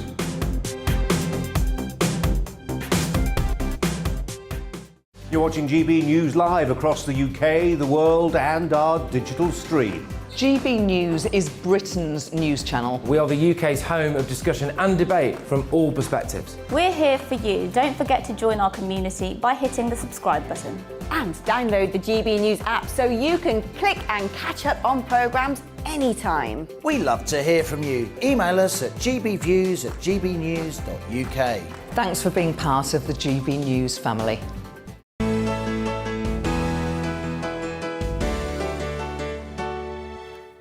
26 minutes past 7. A very good morning to you wherever you are this morning. Now, all the uncertainty over Christmas, coronavirus, future restrictions, it is of course bound to be causing feelings of anxiety, worry, and considering how devastating the last lockdowns were on many of our mental health, it's no wonder many of us are fearing another crisis in the new year. But instead of fearing new restrictions, how could we train our minds to try to handle them? Well, here to help. Here is Professor Terry Bruher, who's mental health epidemiologist at the University of Leicester. A very good morning to you. Good morning. Thank you for inviting me on your show. Well, it's very good to see you. All the stories are rather dominated by fear. Fear of what might be happening, fear of what is happening. People are not going to their Christmas lunches. They're cancelling their bookings because they're afraid. That's the real problem here, isn't it? No, the real problem is the virus, the epidemic, and very real concerns that people have, and that people have lost their lives. There are bereavements that people are going through. There are effects on people's ability to earn and so on, which fortunately have been reasonably well contained. So there's a lot of reason for being concerned and worried, and that's quite understandable. Can I just ask how you're feeling? Because so many of us are having these slightly fraught conversations right now about what to do in the next few days. Yeah, obviously I'm a bit concerned that plans for Christmas may be affected. Looking forward to seeing most of my grandchildren at the end of the week. And some of that may have to be restricted. One of my offspring is also a doctor. And because of his responsibilities, he may have to stay in post, as it were, and cancel his leave. So that would be disappointing. And obviously, like everybody, I'm being much more cautious at the moment, concerned to make sure that I don't pick up something. I'm not as young as I used to be. So for me, to catch the virus now would be potentially a more serious issue. So I think I probably share feelings many people share. It's one thing accepting that you have issues with your own mental health. It's quite another doing something about it, given that you can't actually talk to in face-to-face the very people who might be able to help you. Well, it's. I think that depends on a variety of factors. I mean, one of the things that, as an epidemiologist, I'm interested in is the fact that the studies that have been done looking at, if you like, the impact of the pandemic tend to show quite often that younger people are more affected by worries, anxiety, fears, and so on than older people. If anything, a lot of older people actually are quite pleased about the fact that they can stay safe at home, as it were, disappointed about the reduced contact with their families. And it depends really on your living situation, your context. There are people, if you talk about different kinds of mental health problems, there are obviously groups who want to have closer contact with those who can help and support them in the way your question suggests. There are others. I mean, for example, I specialize clinically now in my NHS clinical work in helping to identify adults who may have autism, used to be called Asperger's syndrome. And many of those are telling us that once they got used to the change, the upheaval, if you like, in their lives, and once they got used to working from home and so on, they've actually quite liked the fact that they're not under an obligation or duty to go out and mix socially. So it does depend on your own individual circumstances, how you react. Some people seem to be, if anything, better off, but clearly there are a lot of people who are finding it, particularly younger people, who find this very difficult. I've only to think just of students. I mean, I'm working in the University of Leicester. We had to shut down. We've now opened up again. But the students went through a very difficult time. You know about the history from last year, particularly when they had to sort of stay in accommodation very often for periods of time. And that was very hard. And we don't know what the longer term effects of that might be. Hopefully people will get over that and be able to return to living their lives normally. It may be that for anyone watching this morning is watching because they want information, they want clarity. They might spend their times when they're not working from home doom scrolling, trying to get as much information as possible. We are finding it more and more difficult to isolate ourselves from things that make us feel anxious. What advice do you have for people who are feeling particularly nervous right now? I think one thing I probably would suggest is to try and get some exercise, get out if you can for a walk or whatever. I'm not actually recommending people go cycling on the roads at the moment, because if the hospitals are going to be completely overstretched in the next few weeks or the next couple of months, it's not a very good time to be arriving into A&E with an injury or a fracture needing surgery and so on. So, I mean, what I did this time last year is I brought my bicycle in and put it on a trainer inside the house. So even if I keeled over, I'd only be falling on a carpet or something. So there are lots of little things like that. But I think being active, obviously keeping in touch with those you're fond of and close to, even if it's through an audiovisual link like the one that we're using this morning, that's far better than isolating yourself. I know for much older people it may be difficult sometimes to get used to that technology, but I'm very impressed by the fact that most older people have done very, very well with that. And I know a group, for example, who have been able to carry on with their bridge playing through, they have a sort of computerized system that they use, which is free on the internet, but they're actually able to use something like WhatsApp so they can see each other and chat in the usual way as if they're in the same room together. So these sort of some of your virtual ways of working. People feel more frightened because you've basically said get exercise, but it would be a good idea not to go on your bike because the hospitals are overwhelmed. I mean, that just really compounds the problem, doesn't it? I think I would make a distinction between fear and anxiety. And fear is something natural. It's very important. We all have the ability to experience fear in situations that are threatening. Whereas by anxiety, we mean where people feel frightened, if you like, but without sufficient sort of justification and reason. And I suspect that the increase in symptoms of what we call anxiety and so on that we are seeing in some of the surveys could well be quite a normal reaction, not all of it, but some of it, to what you're saying, which is that the situation is frightening. But I think it's, therefore, I suppose I'm saying in general, it's important to keep yourself occupied, try to maintain those routines that you can, and not sort of withdraw and cut yourself off from people. I think these are the things that would help most. Professor Terry Bruher, really good to talk to you. Thank you very much for your time this morning. And I've taught Simon a new term. Doom scrolling. Doom scrolling. It's going, well, just, I don't know, it's the falling tendency to through Twitter. continue to surf or scroll through bad news. Which I do every morning from 6 till 9. No, that's not true. It's not always good. No, it is at the moment. It's always bad news. Well, there's good news on the Times this morning. Feasting on turkey can be healthy. So there's a little bit of good news. We've had some positive stories across this morning, but there is a tendency... Is that the best you can do? Is that it? There is a tendency, I think, to go home from work, or if you're working from home, and just go through social media and see more and more of your friends or family members testing positive for coronavirus, feeling stressed, feeling anxious, and, you know, in the search for information, making yourself feel more and more and more anxious. Go out for a walk. Go out for a walk, but don't go on your bike, apparently. Don't take your phone. In case you have a crash. Go and engage with nature.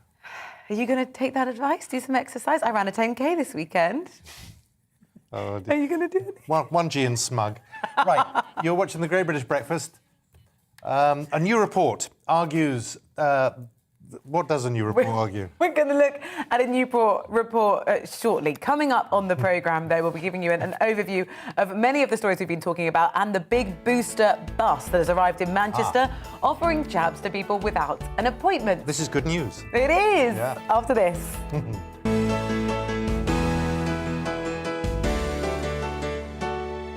You're watching GB News live across the UK and the world on our digital stream. GB News is Britain's news channel. We are the UK's home of discussion and debate from all perspectives. We are here for you. Don't forget to join our YouTube community by clicking on that subscribe button. And if you want the GB News app, you can click and catch up on programmes anytime. We love to hear from you, so email us. gbviews@gbnews.uk. Thanks for being part of the GB News family. My name is Andrew Doyle. Join me every Sunday evening at 7 p.m. for Free Speech Nation. This is a show where we address current affairs and news stories of the week with the help of two wonderful comedian panellists. I brought in comics because I want to give it a lighter edge, and also they work for less. See you there.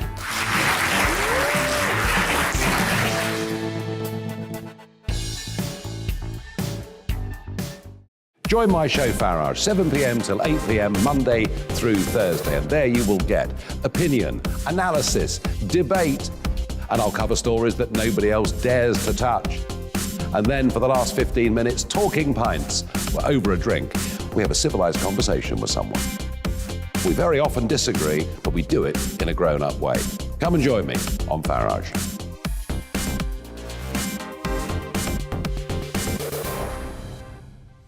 I'm Colin Brazier. I've reported from more than 70 countries around the world, covered wars from Afghanistan to Iraq, from Lebanon to the Balkans. I'm trying to bring that experience, that feel for events, to the studio. And something else. I'm ready to give an opinion. Today's stories with a spark. Brazier from 8 p.m. weekdays on GB News.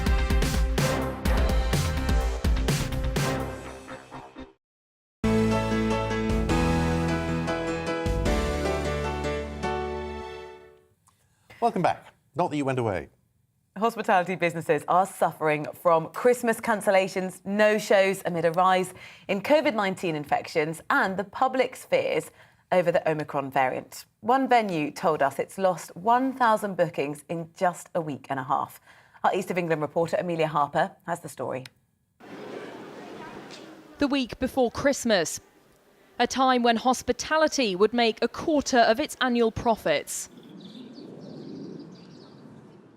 Now, businesses are yet again preparing for another quiet festive period due to COVID-19.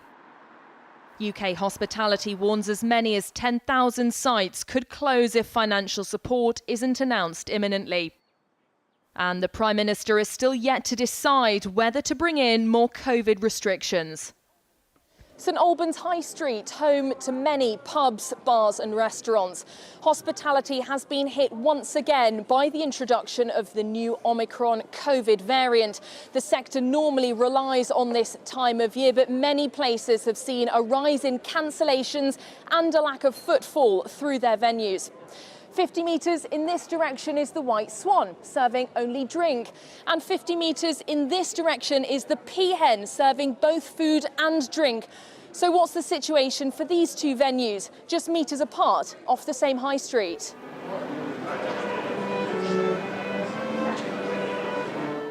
Doors are open at the White Swan. It's a wet pub only and doesn't take bookings.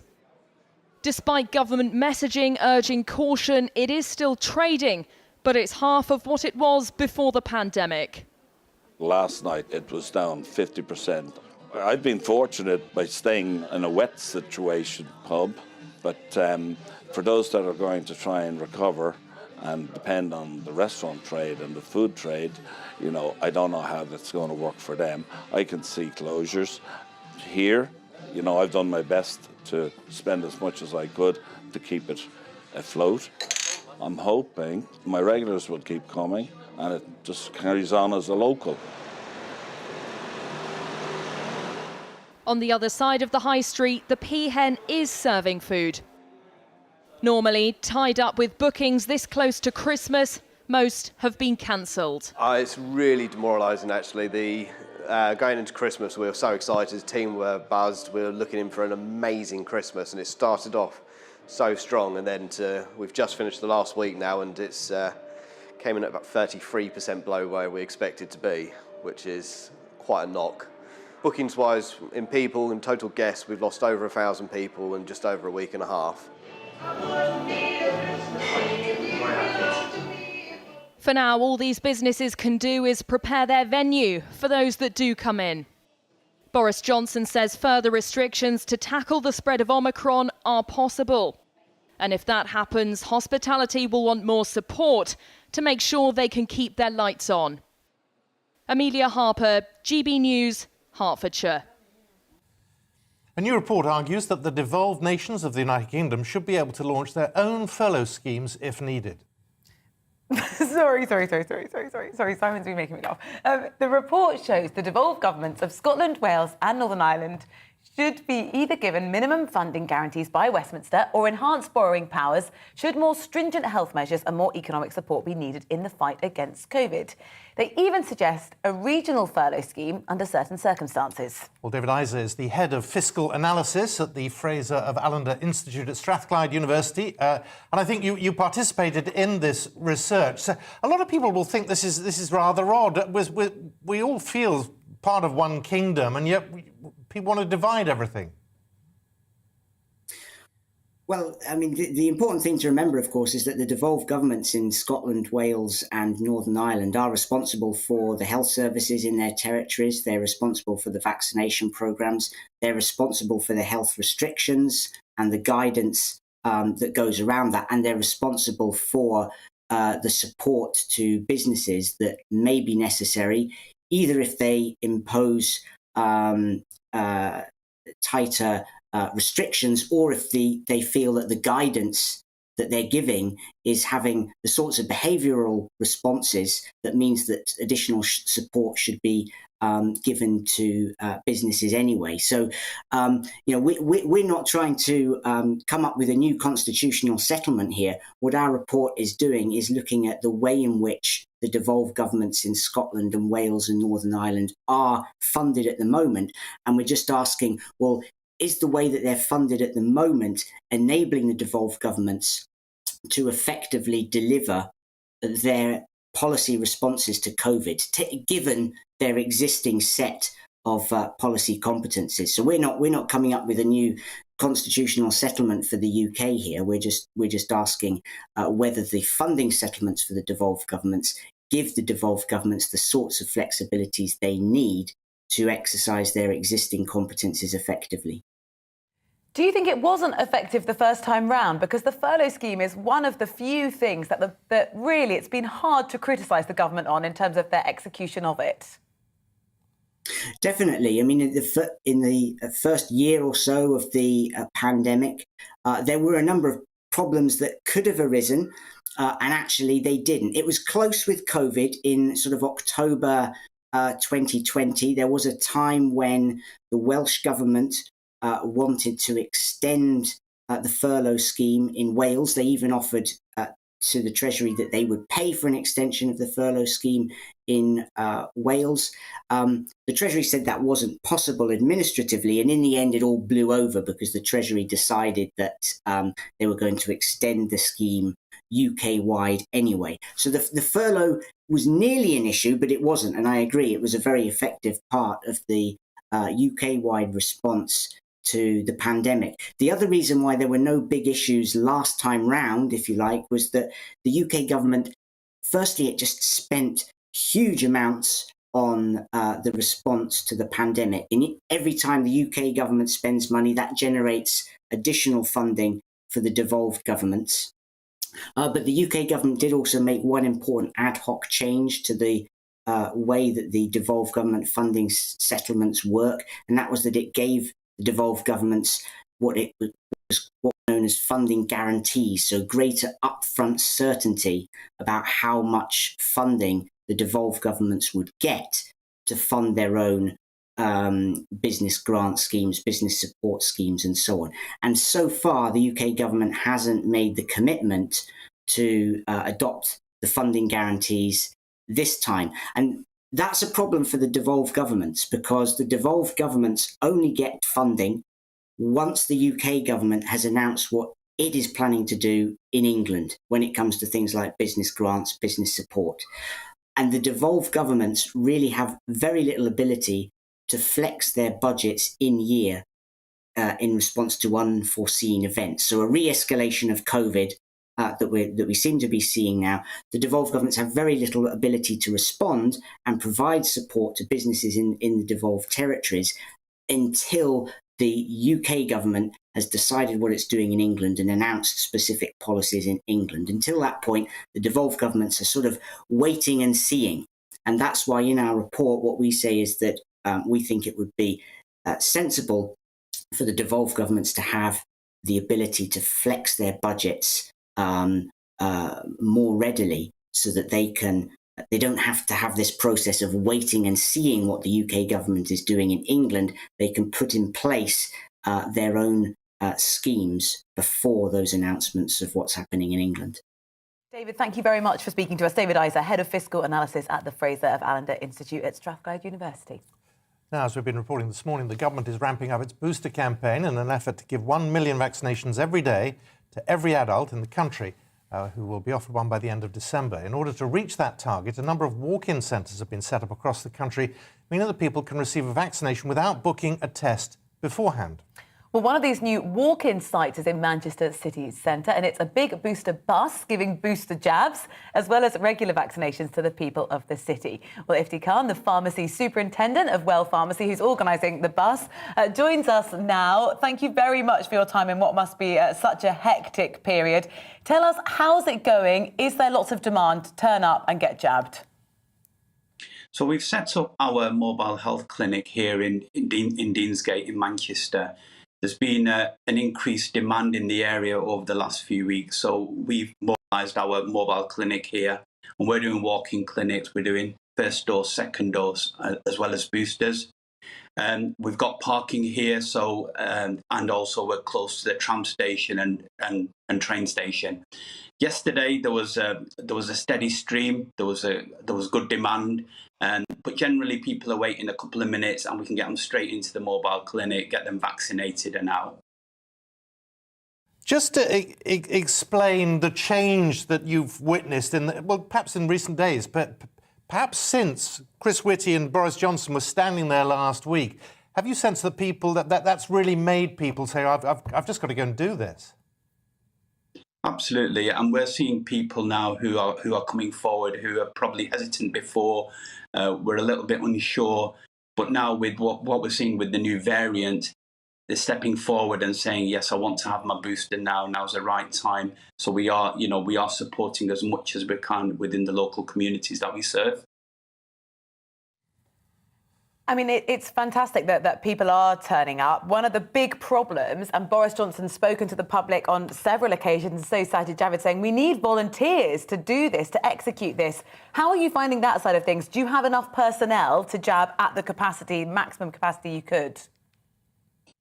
That's not a problem for us at the minute. We've got enough colleagues who we've mobilised to support the mobile health clinic. We've got our head office next door, so we've got volunteers from here as well. We've got vaccinators, both pharmacists and other colleagues who are vaccinating as well. So it's not a problem for us. We've got vaccination sites across the country as well. So on well.co.uk, we've got a list of all our sites, and we're encouraging people to book as early as possible and to take the earliest appointment. If they really need a vaccine, then to look at walk-in as well. And that's one of the things that we recognise, that some people are desperate to get their booster jab or their first or second jab, and we want to mobilise and support with that. Ifti Khan, thank you for your work and thank you for joining us this morning. Thank you. Now it's 10 minutes to 8. Coming up here on the programme, MPs warn that gender recognition should move closer to a system of self-declaration. We'll look at why after the weather. It's time to remind ourselves there's always another winter.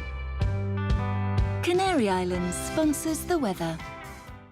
Hello, a very good morning to you. I'm afraid I feel like a bit of a broken record again today, talking about more cloud for many of us. But one key difference, a better chance for some of sunshine emerging, certainly by the afternoon. At the moment, high pressure still firmly in control of our weather, but chilly easterly airflow brings cold conditions to many of us across the UK. It also brings some clear spells first thing as drier continental air drifts in. And as a result, cloud breaks opening up through the morning, where we've seen cloud breaks overnight. A chilly start to the day, a touch of frost, and then you can see where those cloud breaks will emerge in places across western England into Wales, southern England, East Anglia, central and western Scotland. So some sunshine is possible, a better chance compared to the last few days, but still a lot of cloud floating about. Whether you've got the grey skies or the blue, however, 4 to 6 degrees generally into the afternoon, so feeling on the chilly side, still quite breezy in the southwest. Elsewhere, more widely, I think cloud breaks through tonight, and as a result, a more widespread frost forming. Certainly a colder start to Wednesday across Scotland, England and Wales, with temperatures in towns and cities around 0, but in the countryside a few degrees below. Northern Ireland the exception, southwest England also, where thicker cloud and a breeze, along with some outbreaks of rain, will prevent a frost and a wet start for Northern Ireland during the morning. That rain pushing into southwest Scotland by lunchtime, and a narrower band of some heavy rain pushing through Wales and the southwest during the afternoon. That brings milder air along with a keen breeze, but further east we keep that chilly air in place, and along the meeting area of those two air masses, chances of some snow over the Scottish mountains, perhaps the top of the Pennines as well. Thursday and Friday stay unsettled. It'll be mild in the south, colder further north. Canary Islands sponsors the weather.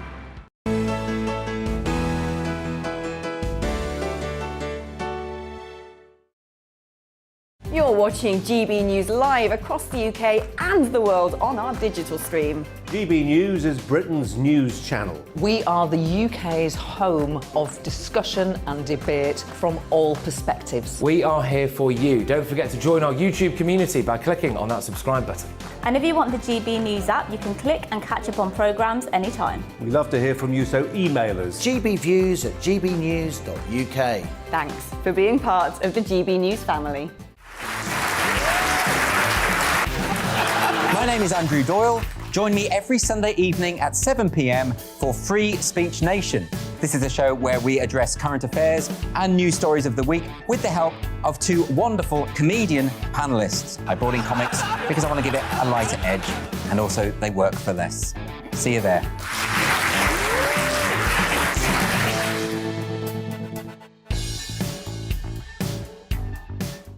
Join my show Farage, 7 p.m. till 8 p.m. Monday through Thursday, and there you will get opinion, analysis, debate, and I'll cover stories that nobody else dares to touch.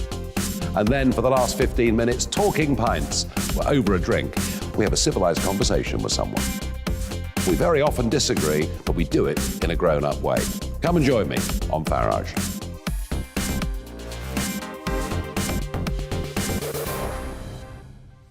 I'm Colin Brazier. I've reported from more than 70 countries around the world, covered wars from Afghanistan to Iraq, from Lebanon to the Balkans. I'm trying to bring that experience, that feel for events, to the studio.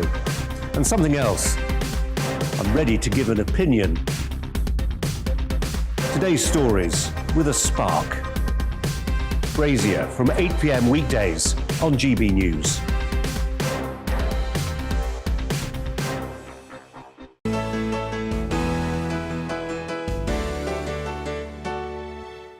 It's 5 minutes to 8. Welcome back to the Great British Breakfast. Now, a new report from the Women and Equalities Committee says transgender people should no longer be required to have a gender dysphoria diagnosis in order to have their gender legally recognised by a gender recognition certificate. This is because forcing them to live in their assigned gender for 2 years entrenches outdated gender stereotypes, so says the report. Well, instead, the committee calls for the process to move closer to a system of self-declaration, which involves legal safeguards but no medical scrutiny. We're here to discuss this with us. Two guests, Peter Tatchell, LGBTQ activist and director of the Peter Tatchell Foundation, and Katie John Went, diversity and inclusion facilitator. Peter, welcome to both of you. Peter, first of all, this is quite a breakthrough. This is something trans activists have been campaigning for a long time. Well, this is the result of very extensive inquiries and evidence by the Women's and Equalities Committee of Parliament. It is interesting that the Conservative chair of the committee, Caroline Noakes MP, criticised the government for its spectacular failure in taking responsibility to follow its own consultation. Back in 2018, the government had a consultation. Overwhelmingly, the representation suggested major reforms to the Gender Recognition Act, but the government has defied that view and kicked it into the long grass. These proposals seek to put reform back on track, and it is very noticeable that the committee is concerned about women's safety, and it proposes guidelines and new amendments to the Equalities Act, or the guidance to the Equality Act, which would ensure that women's organisations have a legal understanding of what their obligations are and when or if they can exclude trans women in certain limited circumstances.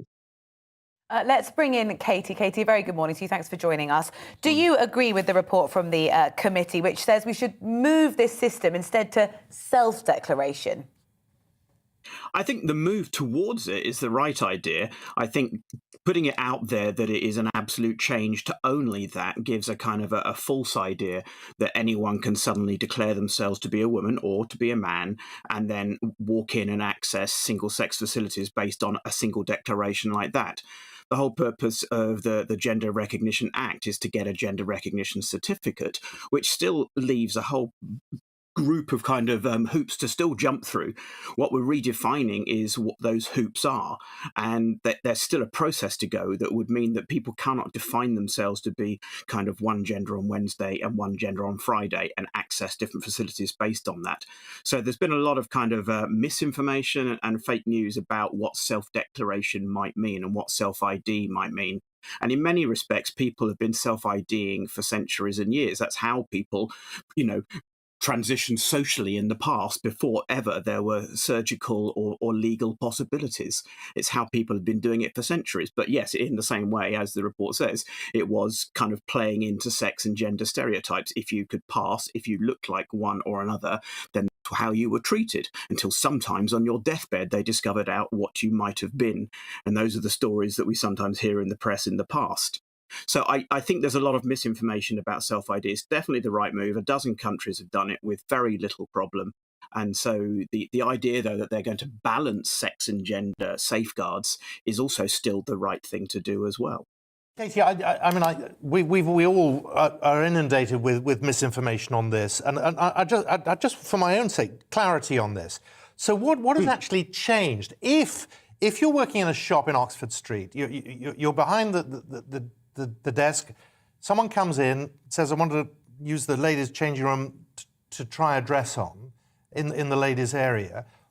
What has changed with this law that makes you feel, well, I can no longer say yes or no, or that's... I mean, how does it work? Well, changing room policies in stores have always been based on a store. They're not actually a legal place in that sense. They're not a legally, even toilets in the UK are not a legally defined single-sex space like they are, say, in America, where they have to pass state-based kind of bathroom laws as to what you can and cannot do. It's always been a case of you go into the toilet, you do your business, and you leave. And what's illegal in a toilet or a changing room is activity. And it's only activity that is, generally speaking, prosecuted. So we're looking for bad behaviour rather than bad appearance. And so what people do in terms of changing is a kind of a store-by-store policy. And many stores have moved away from the kind of the open plan changing rooms anyway, for everyone's safety and for everyone's privacy and security, which is a good thing for all people. And so to a degree that's already happened. But I know people who are butch lesbians who've gone in to try on a pair of men's jeans and tried to go into different areas of changing rooms. They said, no, you've got to go to that floor. Or they've been clocked as masculine and then sent to the men's floor. And so we're still judging people based on these gender stereotypical appearances. So in many respects, what we need is in some places, like they have in universities where they've added gender-neutral toilets, they haven't replaced all sex-based toilets. They've added gender-neutral toilets in addition, and there's usually still a male toilet, a female toilet, and now a third space.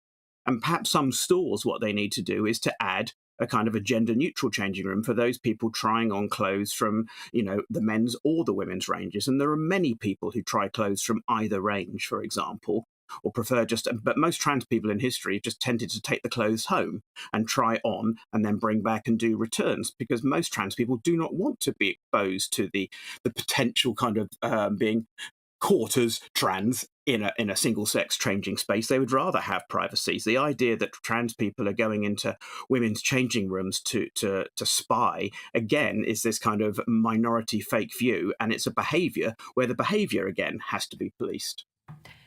Peter, Katie's just laid out there some of the complexities of trying to get this right. Do you think this reform, this self-declaration, helps solve some of those problems? Well, definitely. We know from the many countries that have already introduced it, like Ireland or Iceland or Argentina, that self-ID does make life better and easier for trans people. It also has worked very well. I cannot recall any incident where self-ID has failed or caused a problem. Now, I'm sure there may be at some point a problem, but it's tiny, infinitesimal, and really we don't base policies on exceptional circumstances. We base upon the general experience. And, as Katie has outlined, trans men and women have been negotiating these issues for years, even in the absence of any legal rules or declarations. The one thing about statutory self-ID, it is a statutory declaration. It's a legal document. It has to be done before a justice of the peace or a solicitor or some other person of high professional standing. And if someone then breaks the rules, if they don't stick to the statutory declaration, at least in theory, they could be prosecuted. So there are potential legal sanctions if the system is abused. Peter, Katie, we're out of time. We will return to this. I appreciate your time this morning, and we will talk about this again. Peter, Katie, thank you.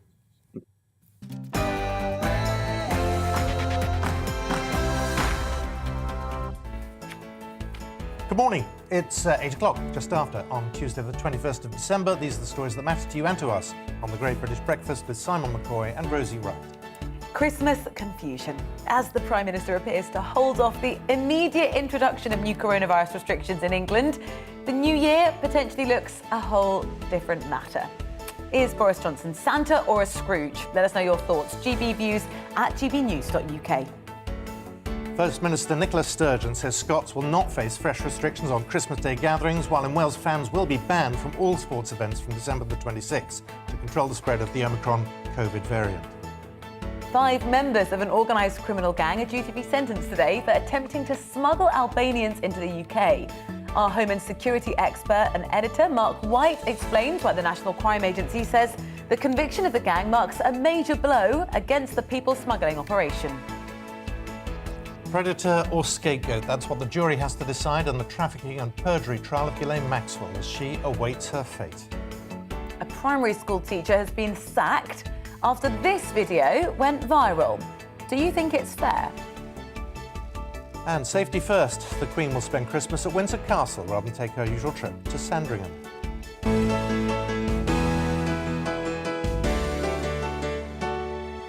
Well, welcome back to the Great British Breakfast and a very good morning to you. Now, lots of uncertainty in the air. Prime Minister Boris Johnson has warned his government will rule nothing out in the fight against COVID this Christmas. Now, although no new restrictions were announced yesterday, he did suggest they could still be implemented and soon if case numbers get worse. He agreed that we should keep the data from now on under constant review, keep following it hour by hour.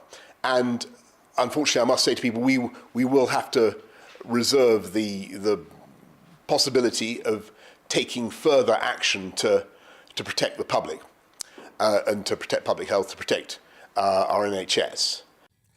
A further 91,000 COVID cases were recorded across the UK yesterday, the second highest daily total on record. But for now, the Prime Minister urges caution and vaccination. The Cabinet remains split on the issue of further restrictions. There are also concerns for the Tory party's backbench rebellion and a desire they've asked for incontrovertible evidence to support what some ministers consider the implausible Omicron predictions. Well, James Melville is a political and social commentator and joins us now. James, it appears, very good morning to you, that the Cabinet, there is real tension here over what the right course of action is. There is, and it just adds to the overall confusion. We're going into a time of year which is critical for so many businesses in terms of their planning, in terms of their supply chains, in terms of how many customers they get, whether they're open or not, and they can't plan. So it creates business uncertainty, economic uncertainty, and also from a personal point of view, social uncertainty as well. And this is one of the big problems, I think, throughout this mess. You've got government for 18 to 20 months now who are flip-flopping around with measures. They're talking in mixed messages. If you look at even things like, for instance, vaccine passports, they said they weren't going to do it because they were unethical. And now there's aspects of that creeping in. And now we've got the sort of dangled threat of, is the government Santa? Is the government Scrooge over the Christmas period? And the public are looking at this and thinking, I'm bamboozled. I don't know what to do. There's no planning. There's no roadmap in terms of what's happening next week or next month or next year. It seems to be a movable feast of measures, and from the public's point of view, complete confusion, understandably so.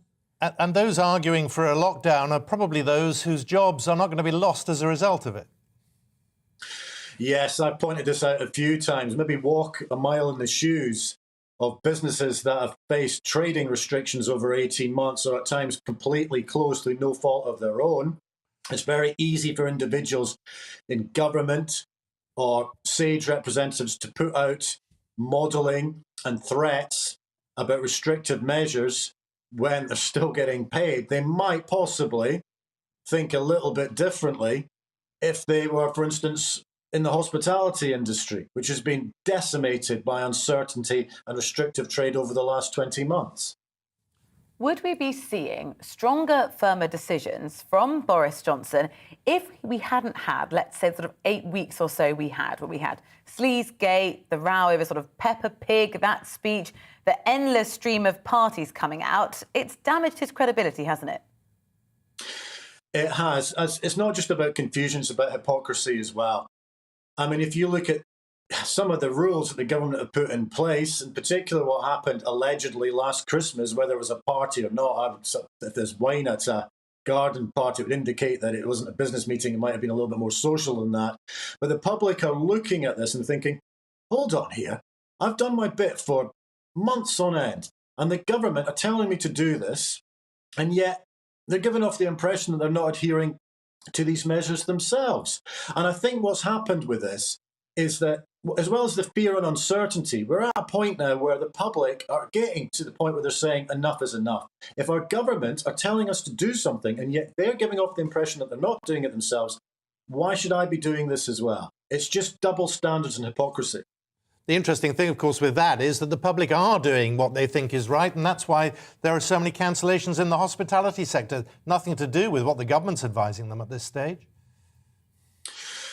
Yeah, I mean, people are largely conforming to this because they're just trying to get through it.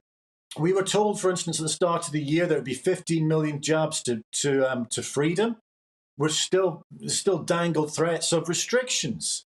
People are just trying to get through this, and what they're wanting from their government is certainty and consistency, and certainly not hypocrisy. And we're looking at the threats at the moment in terms of the new variant. There seems to be a lot of focus on cases, and the cases, yes, they're going up. But at the moment, the indications would indicate that basically the hospitalizations are nowhere near where we were at this time last year. And so the public are looking at this and thinking, well, hold on here. We're trying to do a bit. We're trying to plan ahead. And businesses are doing exactly the same thing. But we're having a government that's giving off loads of mixed messages, and the behaviour and actions of the government are not reflected in the mood of the public and what the public is doing. Everyone's just trying to get through it. And at the moment, we've got a government that's just lost in a sea of confusion and hypocrisy. James, thank you very much for speaking to us. James Melville, political and social commentator. Appreciate your time. And of course, that there is uncertainty right now. As we get any more information, clarity on what rules might not look like, we will bring it to you here. Whenever that is. Now, 5 members of an organised criminal gang are due to be sentenced today for an attempt to smuggle 69 Albanians into the UK inside a converted fishing trawler. The vessel was intercepted by Border Force before the gang, all Eastern Europeans, could land the migrants at Great Yarmouth.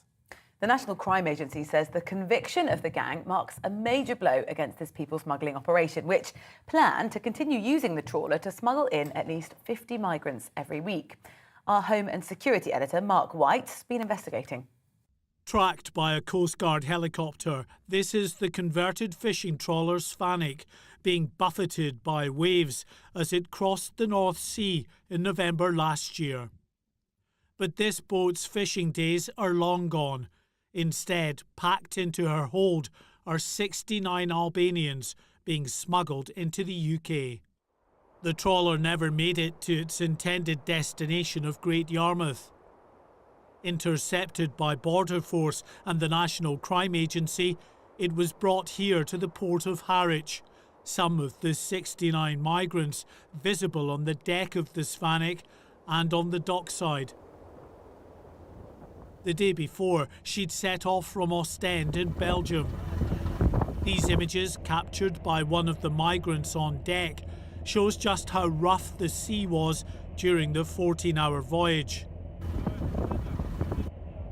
Authorities say those on board were in real danger. Most were below deck, but had the vessel encountered difficulties, there was only one lifeboat, which hadn't been serviced in years and was only capable of carrying 20 people. When they searched the boat, National Crime Agency officers found this laptop in the wheelhouse. It linked other organised criminal gang members to the people smuggling operation. Police, can you open the door? It's clear Lithuanian national Artūras Jusas wasn't expecting this early morning door knock at his South London home. From the National Crime Agency. Okay.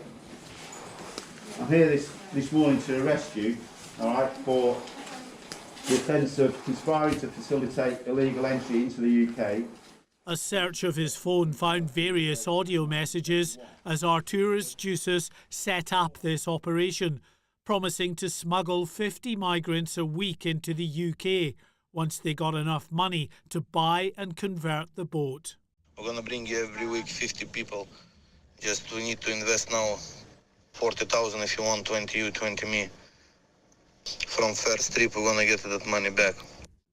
Juris and 4 other Eastern Europeans, all members of this organised crime group, have now been convicted and jailed for an operation the National Crime Agency said would have been highly lucrative for the gang.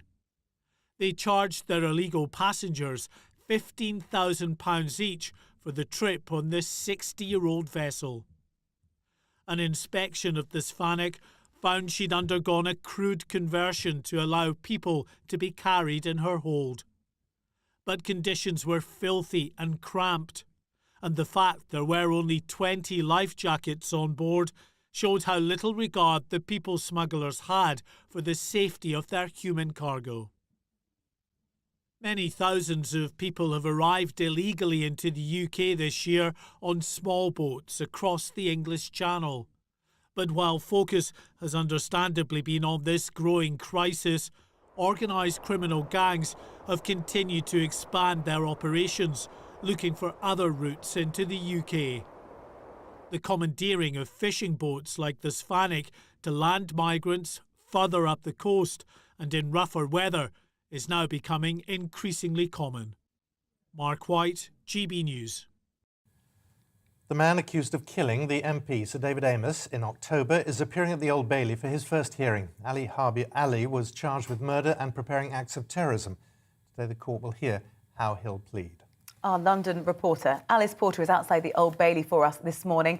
Alice, a very good morning to you. Firstly, just remind us of the events which led to Sir David Amess being killed. Good morning. Well, if we cast our minds back to October the 15th, when Sir David Amess, the late MP for Southend West, was just going about his normal day as a politician. He was at his constituency surgery in Leigh-on-Sea, meeting members of the public, asking their queries and questions and speaking to them, when suddenly he was stabbed multiple times. And the emergency services, they were called to the scene, but sadly he was pronounced dead just after 1 o'clock in the afternoon. And there was a huge outpouring of grief locally within his constituency. He was very respected as a local politician, but there was also a huge outpouring of grief across the political spectrum as well, because he'd been an MP for almost 40 years. And there was a very moving and high-profile funeral which was held at Westminster Cathedral, with many people coming to pay their respects. So I think this hearing today will be highly significant, not just because of who he was as a politician, but the way in which he was sadly and tragically killed. And Alice, what do we know about the accused?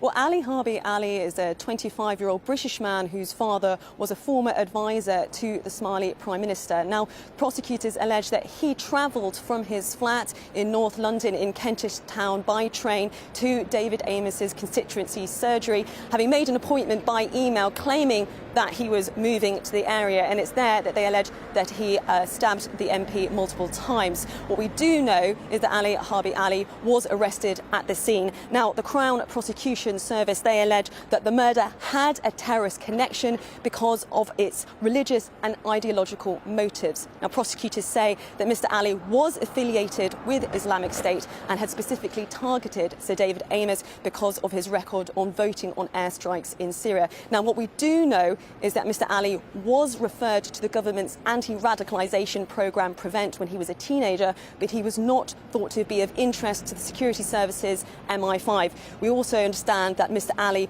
was allegedly had thought about a plot to kill an MP up to 2 years ago and had initially focused on 2 other MPs prior to this. Alice, just talk us through what's going to happen today in court. Well, Mr. Ali is accused of murdering Sir David Amess, but he's also accused of preparing acts of terrorism from the 1st of May of 2019 to the 28th of September of this year. So both those charges will be put to him and he will plead guilty or not guilty. We don't know if he'll be appearing in person. He did in October when he was at Westminster Magistrates Court, but with court cases being so high in London, we don't know whether he might appear via a video link. If the defendant pleads not guilty to any of the charges, then a trial date will be set for his trial. Alice, thank you very much. Alice Porter, then we'll have more, of course, on that through the day here on GB News. That's 18 minutes past 8. A report by the Tony Blair Institute has called for the government to establish a task force to convince the unvaccinated to come forward for a jab. The former Prime Minister himself says this task force could form part of a wider command and control team that would manage future COVID outbreaks and help the UK stay ahead of the curve. The report emphasises the need for a stronger infrastructure for future vaccine rollouts in anticipation of a need for fourth jabs as the virus mutates, criticising the slow booster rollout. Well, Dr. Roland Salmon is an epidemiologist and former director of the Communicable Diseases Surveillance Centre in Wales. Do you agree? Has the booster rollout been slow? Well, it doesn't strike me as particularly slow. I guess it depends slightly what your yardstick is for this. But one of the things that's characterised the rolling out of vaccinations, both in England and in the other devolved nations, is how quickly it's been done. Because broadly speaking, within the National Health Service, we have an infrastructure that can be adapted pretty rapidly for this sort of thing. What the National Health Service lacks is enough acute beds and intensive care beds to actually treat the patients. But in terms of these wider public measures, I think it's shown itself to be remarkably effective. As for the Command and Control Centre, well, I mean, has Mr. Blair forgotten that when he was in power, he passed the Civil Contingencies Act, which set up the Civil Contingencies Secretariat, which was supposed to be just such a command and control centre for whatever civil emergencies came along. I mean, it's a curious document. I mean, there are many things in there, the substance of which, I mean, not particularly the COVID-related things, I would have to say, but in general, you would have to agree with. But there seems to be a degree of amnesia as to actually what exists.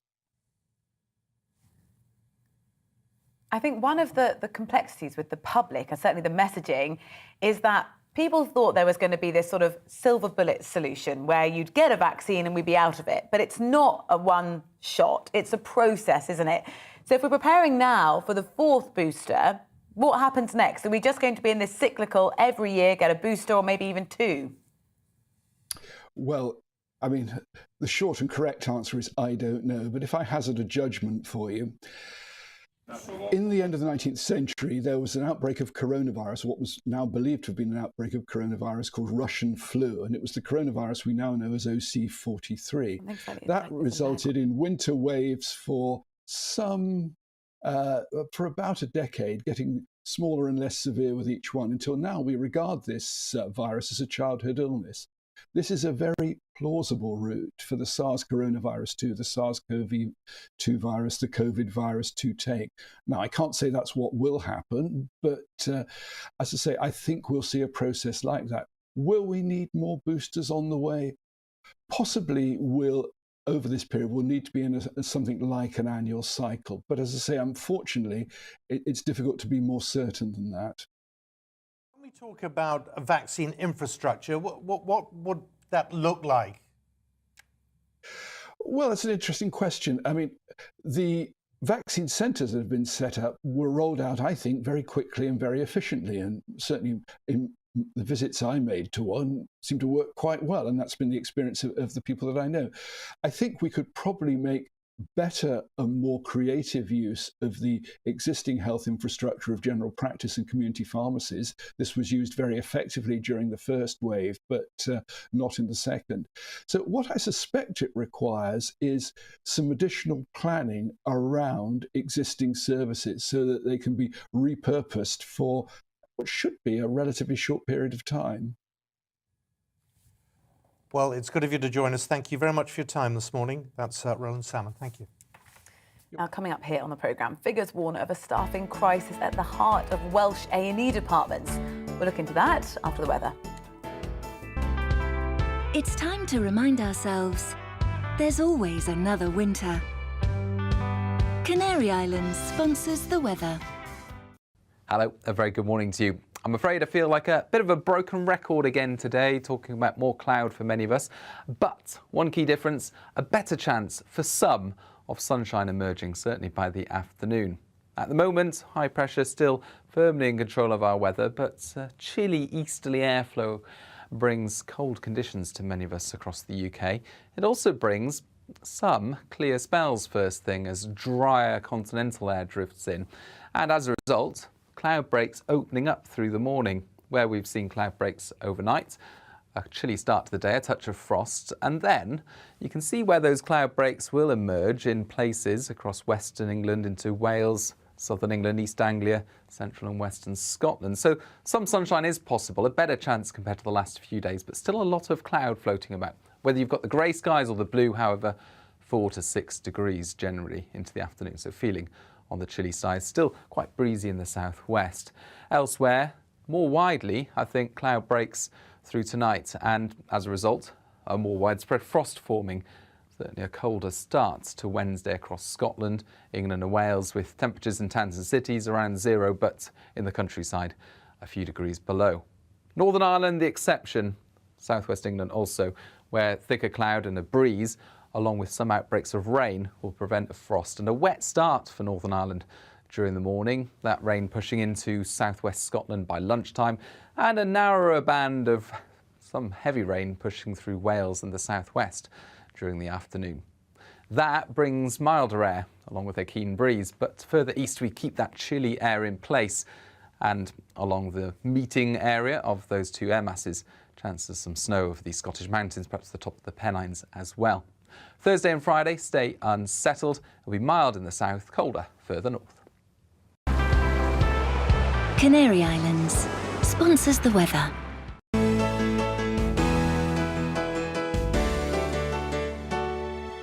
You're watching GB News live across the UK and the world on our digital stream. GB News is Britain's news channel. We are the UK's home of discussion and debate from all perspectives. We are here for you. Don't forget to join our YouTube community by clicking on that subscribe button. And if you want the GB News app, you can click and catch up on programmes anytime. We love to hear from you, so email us. gbviews@gbnews.uk. Thanks for being part of the GB News family. My name is Andrew Doyle. Join me every Sunday evening at 7 p.m. for Free Speech Nation. This is a show where we address current affairs and news stories of the week with the help of two wonderful comedian panellists. I brought in comics because I want to give it a lighter edge, and also they work for less. See you there.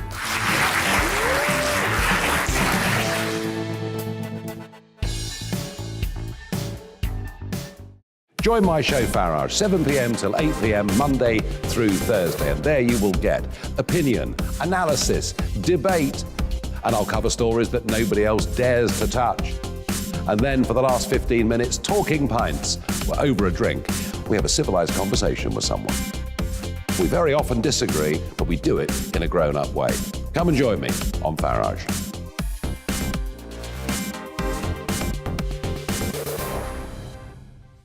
I'm Colin Brazier.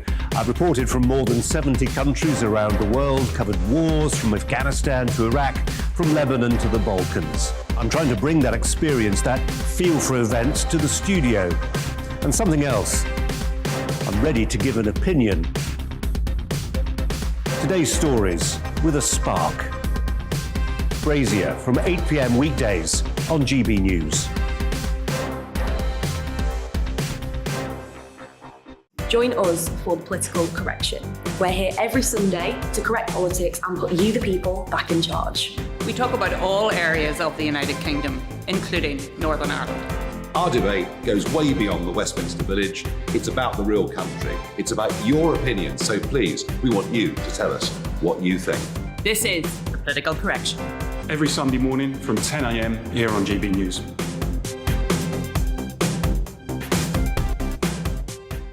You're watching GB News live across the UK, the world, and our digital stream. GB News is Britain's news channel. We are the UK's home of discussion and debate from all perspectives. We're here for you. Don't forget to join our community by hitting the subscribe button.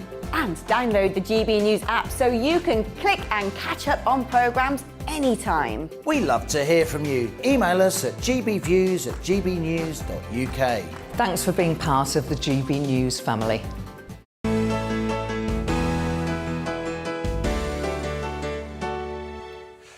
So, energy bill rises and biscuit prices soaring. Just some of the business stories we're going to be discussing this morning. And who better to help us break them down than the only friend this show has got, in fact. And he's off. It's David Buick, market commentator at Aquis Exchange. And this is your last appearance on the programme. Yep, I'm afraid so, Simon. Good morning to you, and good morning to you, Rosie. Yep, I'm afraid so. Right. All good things have to come to an end. Well, we'll talk about that later on, but let's talk about you for the moment. Experts warning about energy... There was a delay there. We should make very clear, it was not GB News' choice for that to happen. That's all right, it's fine, Rosie. It's all part of the game. It is. Now, should we get on with this? Energy bills. Most households, they could sort a record £2,000. This is always a strange one. We put out these figures, but for each home, obviously, it's going to be different. Well, it is going to be different, but I think it's just looking at the basic inflation figures that we've seen. I mean, we saw the price of gas go up 8% recently, and I think that's probably very conservative. And then you're going to see the price of electricity going up. Now, of course, we know that with Ofgem, they've got two sort of periods where they check prices before allowing them to go up. But they've just agreed to a 12% increase in October, up to £1,277 a year. That's for the average family. And what they're saying is that because of the price of oil and the fact that the control of gas, particularly coming from Russia, could be make life very difficult for us all, some families may pay as much as £2,000 a year for their energy bills, which is, in many cases, Simon and Rosie, absolutely catastrophic. I think this is just pouring out, as I could say, the worst possible scenario. And we just hope that it won't happen, but it's a real possibility. And if it does, what can be done to try and, isolate those families from costs they just can't pay?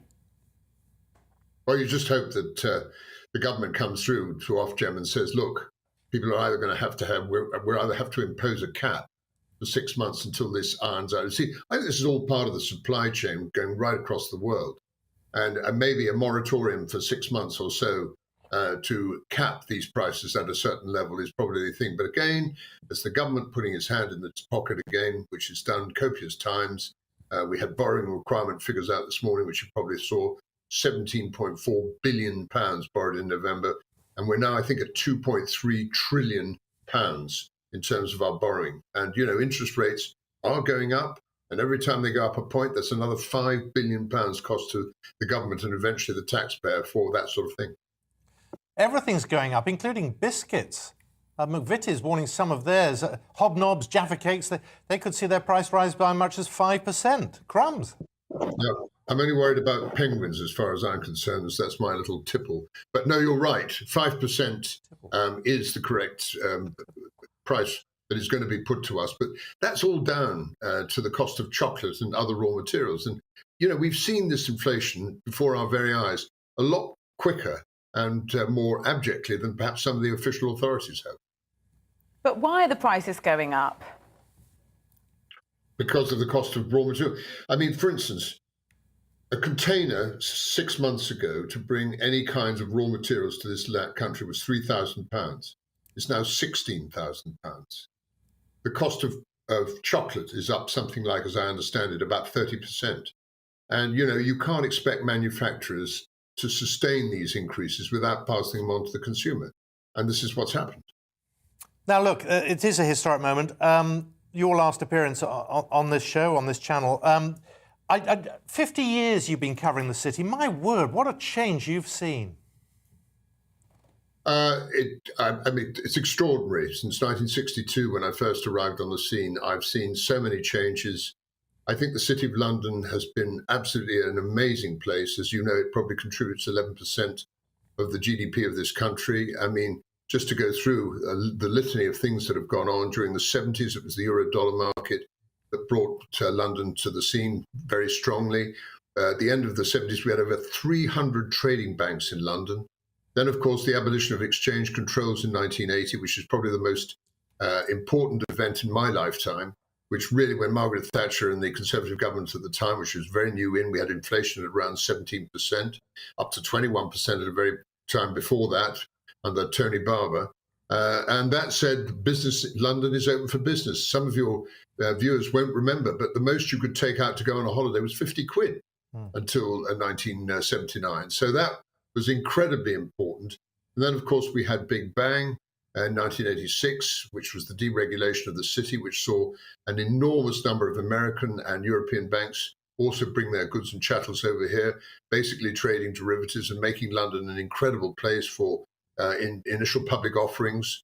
And then, of course, we rode the banking crisis probably in 2009, 8, 9 better than most. not as well as the United States of America. So it has been an incredible ride.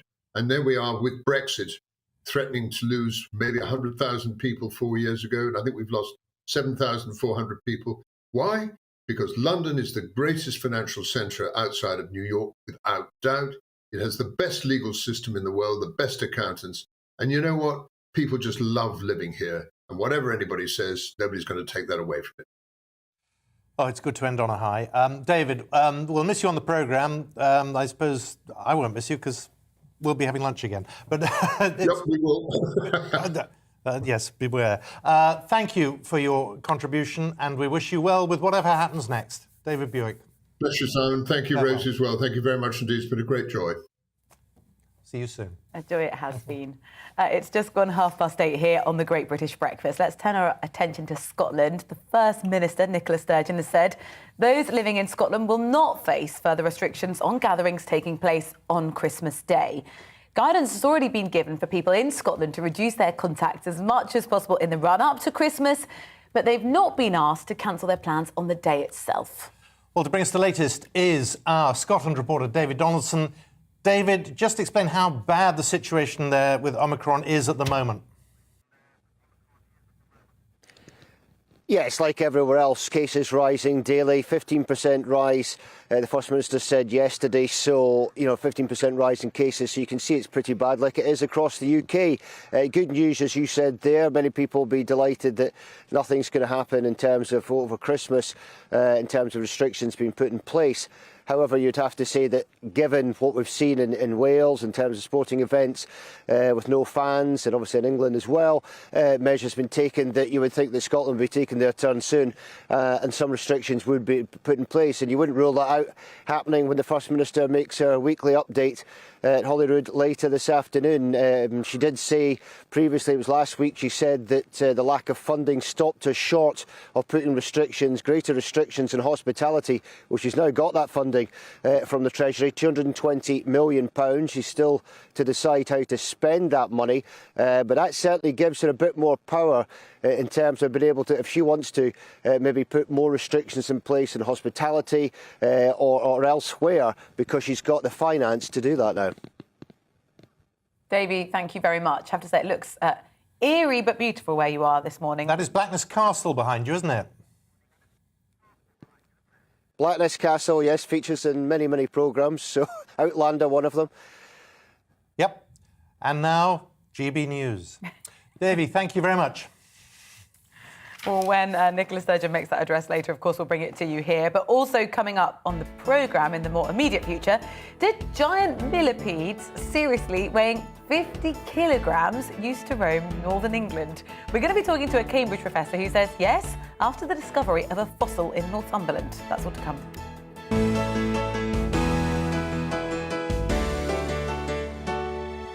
You're watching GB News live across the UK and the world on our digital stream. GB News is Britain's news channel. We are the UK's home of discussion and debate from all perspectives. We are here for you. Don't forget to join our YouTube community by clicking on that subscribe button. And if you want the GB News app, you can click and catch up on programmes anytime. We love to hear from you, so email us. gbviews@gbnews.uk. Thanks for being part of the GB News family. My name is Andrew Doyle. Join me every Sunday evening at 7 p.m. for Free Speech Nation. This is a show where we address current affairs and news stories of the week with the help of two wonderful comedian panellists. I brought in comics because I want to give it a lighter edge, and also they work for less. See you there.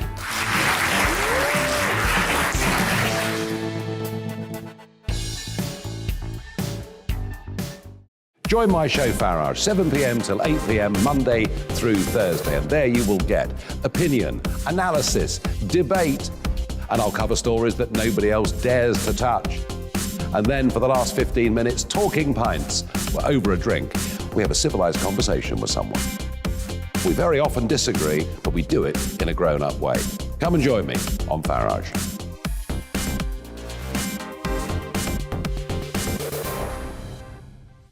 I'm Colin Brazier. I've reported from more than 70 countries around the world, covered wars from Afghanistan to Iraq, from Lebanon to the Balkans. I'm trying to bring that experience, that feel for events, to the studio. And something else, I'm ready to give an opinion. Today's stories with a spark. Brazier from 8 p.m. weekdays on GB News.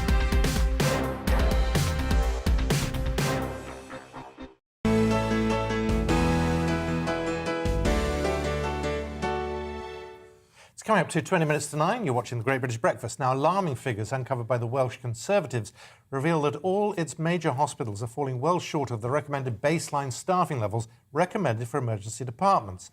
Freedom of Information requests made to Wales Health Board revealed that at present, no Welsh hospital is even close to meeting a safe staff level, placing patients in potential danger, it says.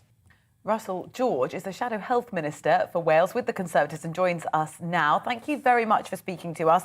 This data sort of predates the immediate crisis we're in now with Omicron taking staff out of hospitals, doesn't it?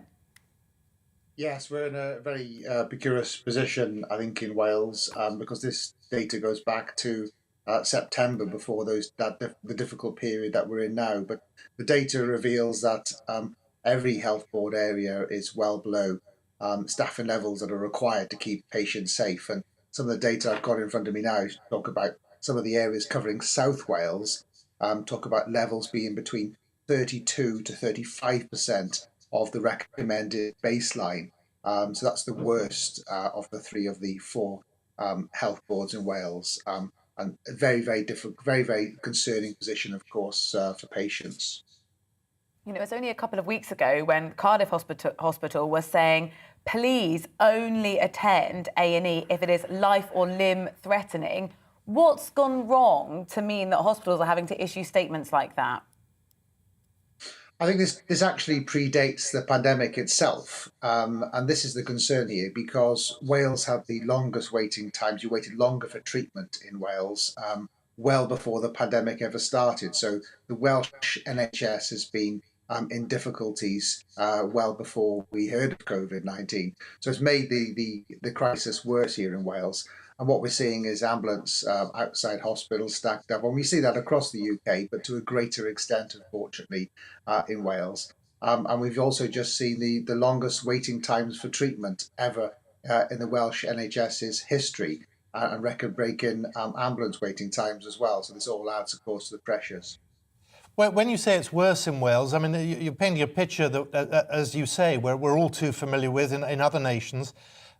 Why do you think it's worse in Wales? Well, I think it's for the reasons I set out, because we went into the pandemic in a much more difficult position. If you went back just a couple of years ago, before we heard of COVID-19, you would have then been hearing from me and from other politicians that we're waiting longer for treatment in Wales, and we've got shortage of staff in Wales that we've not seen in any other part of the country. So this is the issue here. You go into the pandemic in a weaker state, and therefore we're in a more difficult position now. What's the solution? You know, everybody from all different political parties is looking, because no one wants this to be a political tool that you use to have people not getting the treatment that they need. Absolutely. And from my perspective, if I can do anything to help the Welsh Government with suggestions and ideas, then I'll continue to do that. It's certainly not a political it shouldn't be a political issue in that regard, because patient safety has got to come first. There are a couple of things that need to be done, I think, in the short term and the long term. The long term is easy enough. You just need to have more investment in the NHS. You need to encourage more health professionals to come and work here. We know that we've got 3,000 vacancies currently in the Welsh NHS, and the Royal College of Nursing in Wales has said there's 1,700 nurses short. So the long term, you've got to get that training in place. Encourage people to come back to work in Wales if they've gone to university, and to come back here by offering financial incentives. But these are some of the issues to tackle some of the long-term issues. But in the short-term issues, that's more difficult. £900 million, sorry to interrupt, but £900 million has been guaranteed next year to tackle waiting lists and other issues. I mean, yes, made worse by COVID, but you say we need more money. You're getting more money in Wales. Well, no, I'm saying more money needs to be put into the Welsh NHS, but unfortunately, that should have happened 2 or 3 years ago. We're in a position before the pandemic where we were seeing cuts in the Welsh NHS's budget, whilst we were seeing increases in the NHS budgets in other parts of the country. So that's why we're in the position that we're in now. But yes, of course, it's good that we've got this investment now. And that's, of course, as a result of the additional funding that's been provided by the UK government. But that'll help to resolve some of the long-term problems if the Welsh Government manages the issues correctly. But that doesn't help the short-term solutions that we're currently in. And where would you prioritise the spending then? I think you've got to start spending in training your workforce because these are some of the issues that we're facing. Yes, you can support in terms of new hospitals and new infrastructure, but in terms of some of the issues that we're in at the moment, we would roll out COVID-light surgical hubs to take the pressure off the NHS in order that people could get treatment outside normal hospital settings.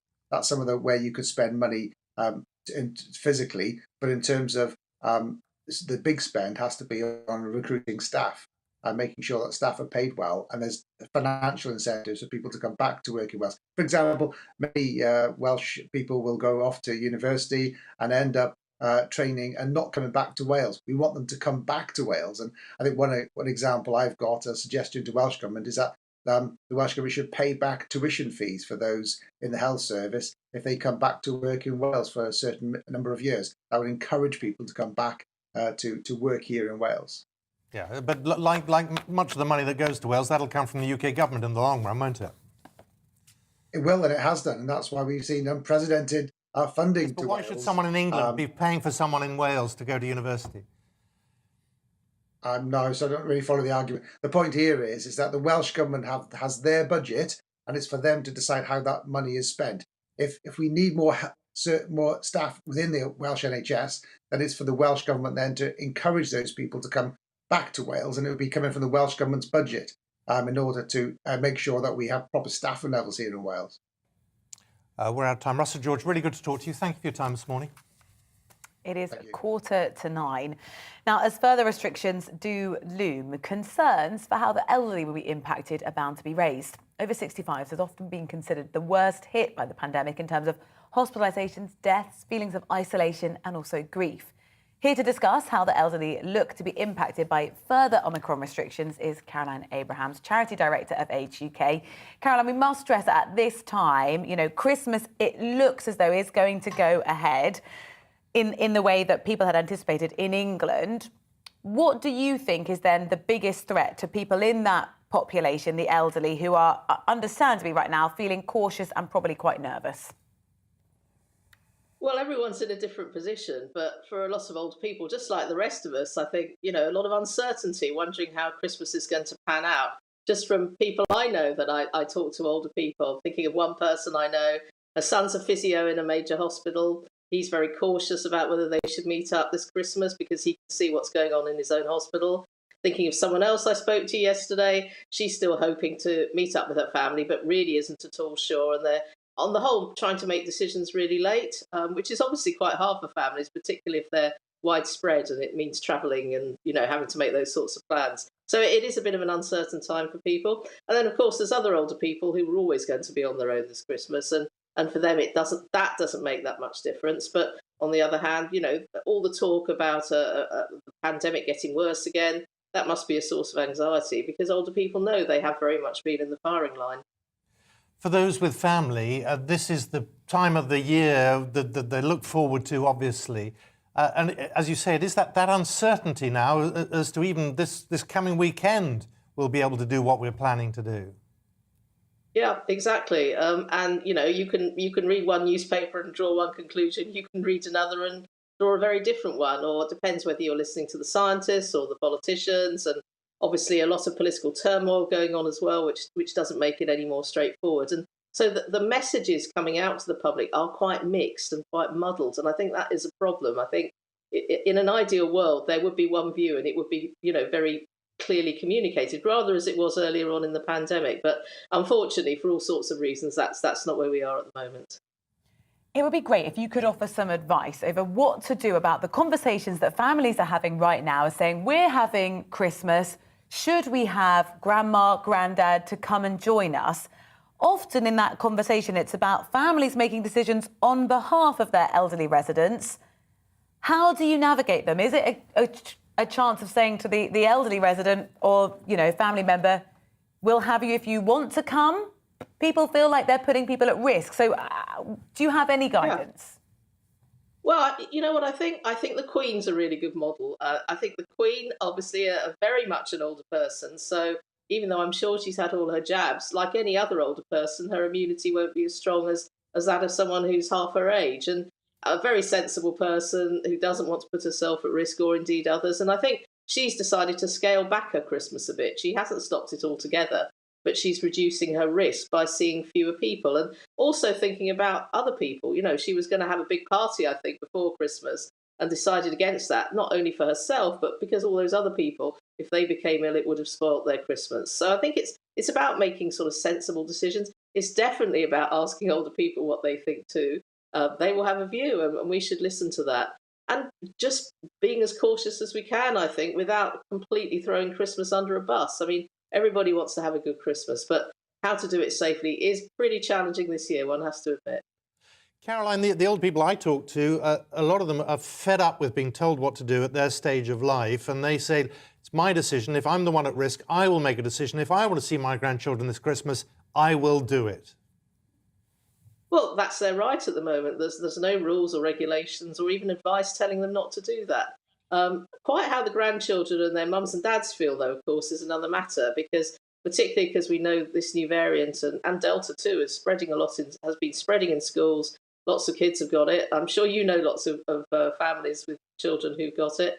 So again, it's just about being sensible and using testing as well. If you've got lateral flow tests, they are very effective, and they're a really good way of making sure before you do meet up that actually everyone is safe, and that can make everyone feel more confident. If you are able to be in a well-ventilated space, of course, that helps a lot, rather than a very stuffy small room. And if you can be outside, so much the better. You know, I'm hoping it's going to be a nice Christmas day and we can go for a walk with my friends, and I'm sure many other people are as well.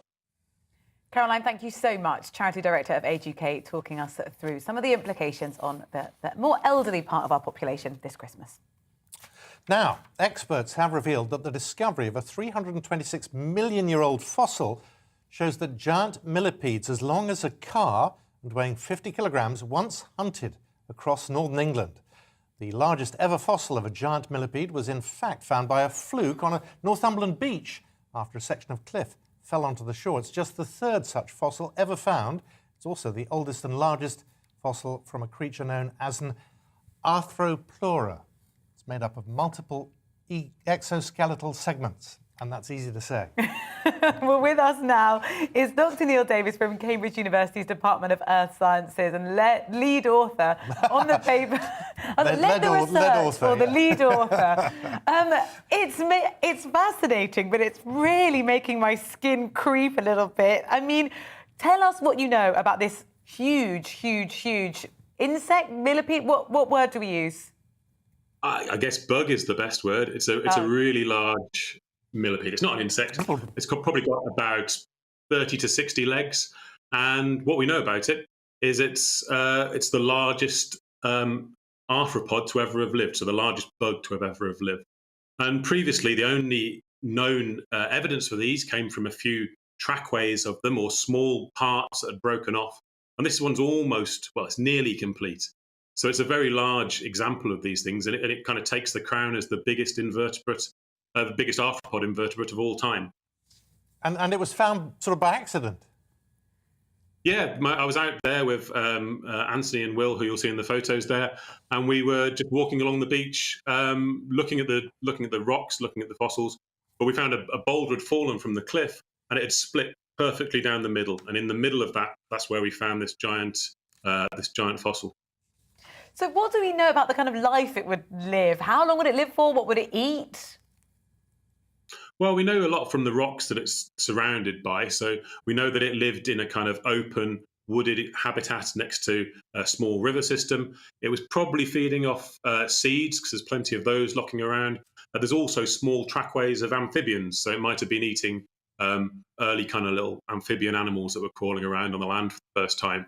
We don't know exactly how long they lived as individuals, but the species existed, or the genus existed, for about 45 million years. 100 million years ago, the Great Britain was actually quite near the equator. It was a rather different atmosphere. Yeah, and so when this animal was around 326 million years ago, we were right on the equator at that point, and it's a much warmer tropical climate. It's before the coal forests take off, so it's not kind of jungle-like, but it is certainly a kind of tropical beach-type environment with lots of good vegetation, things to eat, and a whole host of unusual animals like these giant millipedes and small kind of dog-sized amphibians just walking around on these beaches. Philip's just emailed saying, would it have attacked a human had one lived then? Well, I don't think you'd wanted to hang around to find out, right? That's for sure. She'd be off like a shot. It would be terrible. Apparently, it took 4 people to carry this fossil. Yeah, I mean, it's a hefty chunk of rock. It's about 40 kilos. We went down with pneumatic drills and sledgehammers after we got permission to collect it, and we had to drag it 20 meters up a cliff face. And this is it. You can't quite get a feel for how big it is there, but it's a very sizable chunk of rock, and it's an even bigger fossil originally. I mean, for you professionally, when you first saw it, you must have gone, all your Christmases had come at once.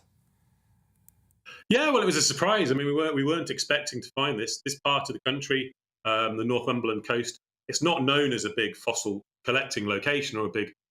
It's not famous for its fossils yet, but it's these things are. It was a complete surprise. We knew these things existed because I say we know that their trackways are quite common, where they've left footprints in the sediment. But to find the actual body, the culprit, was quite spectacular. That's a lot of bloody footprints. Yeah, there are. Yeah, there's these pathways of lines of little dots. Yeah. Does it have a name? Eric. So it's called Arthroplura, is the name of the genus, of the fossil genus. And so we know about a little bit about this because there's a few scattered pieces. When you get to these big kind of fossils, they tend to break apart, and you don't really find complete ones. So we know it's a kind of jigsaw puzzle from things around the world of different small legs and individual parts of the body, but this is almost the whole back, so it's quite an impressive thing. It's going on public display, isn't it? Yeah, so we'll put it into we collected it. It's going to be in the Sedgwick Museum in Cambridge, so people can come and look at it for free from January onwards. Well, it's really good to talk to you, Neil. Thank you, and congratulations. What a discovery. Neil, thank you. There. Thanks. A huge bug. I mean, it was a very good question for whoever asked would it eat you if you came across it. So thank you for getting in touch this morning. And what a vision we've finished the programme with, being eaten by a huge, huge bug. That's it from us. There's much more here on GB News this morning, but now let's have a look at the weather. It's time to remind ourselves there's always another winter. Canary Islands sponsors the weather.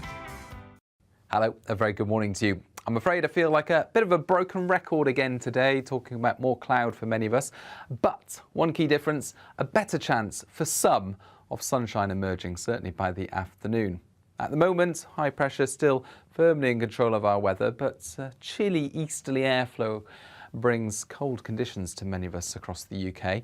It also brings some clear spells first thing as drier continental air drifts in.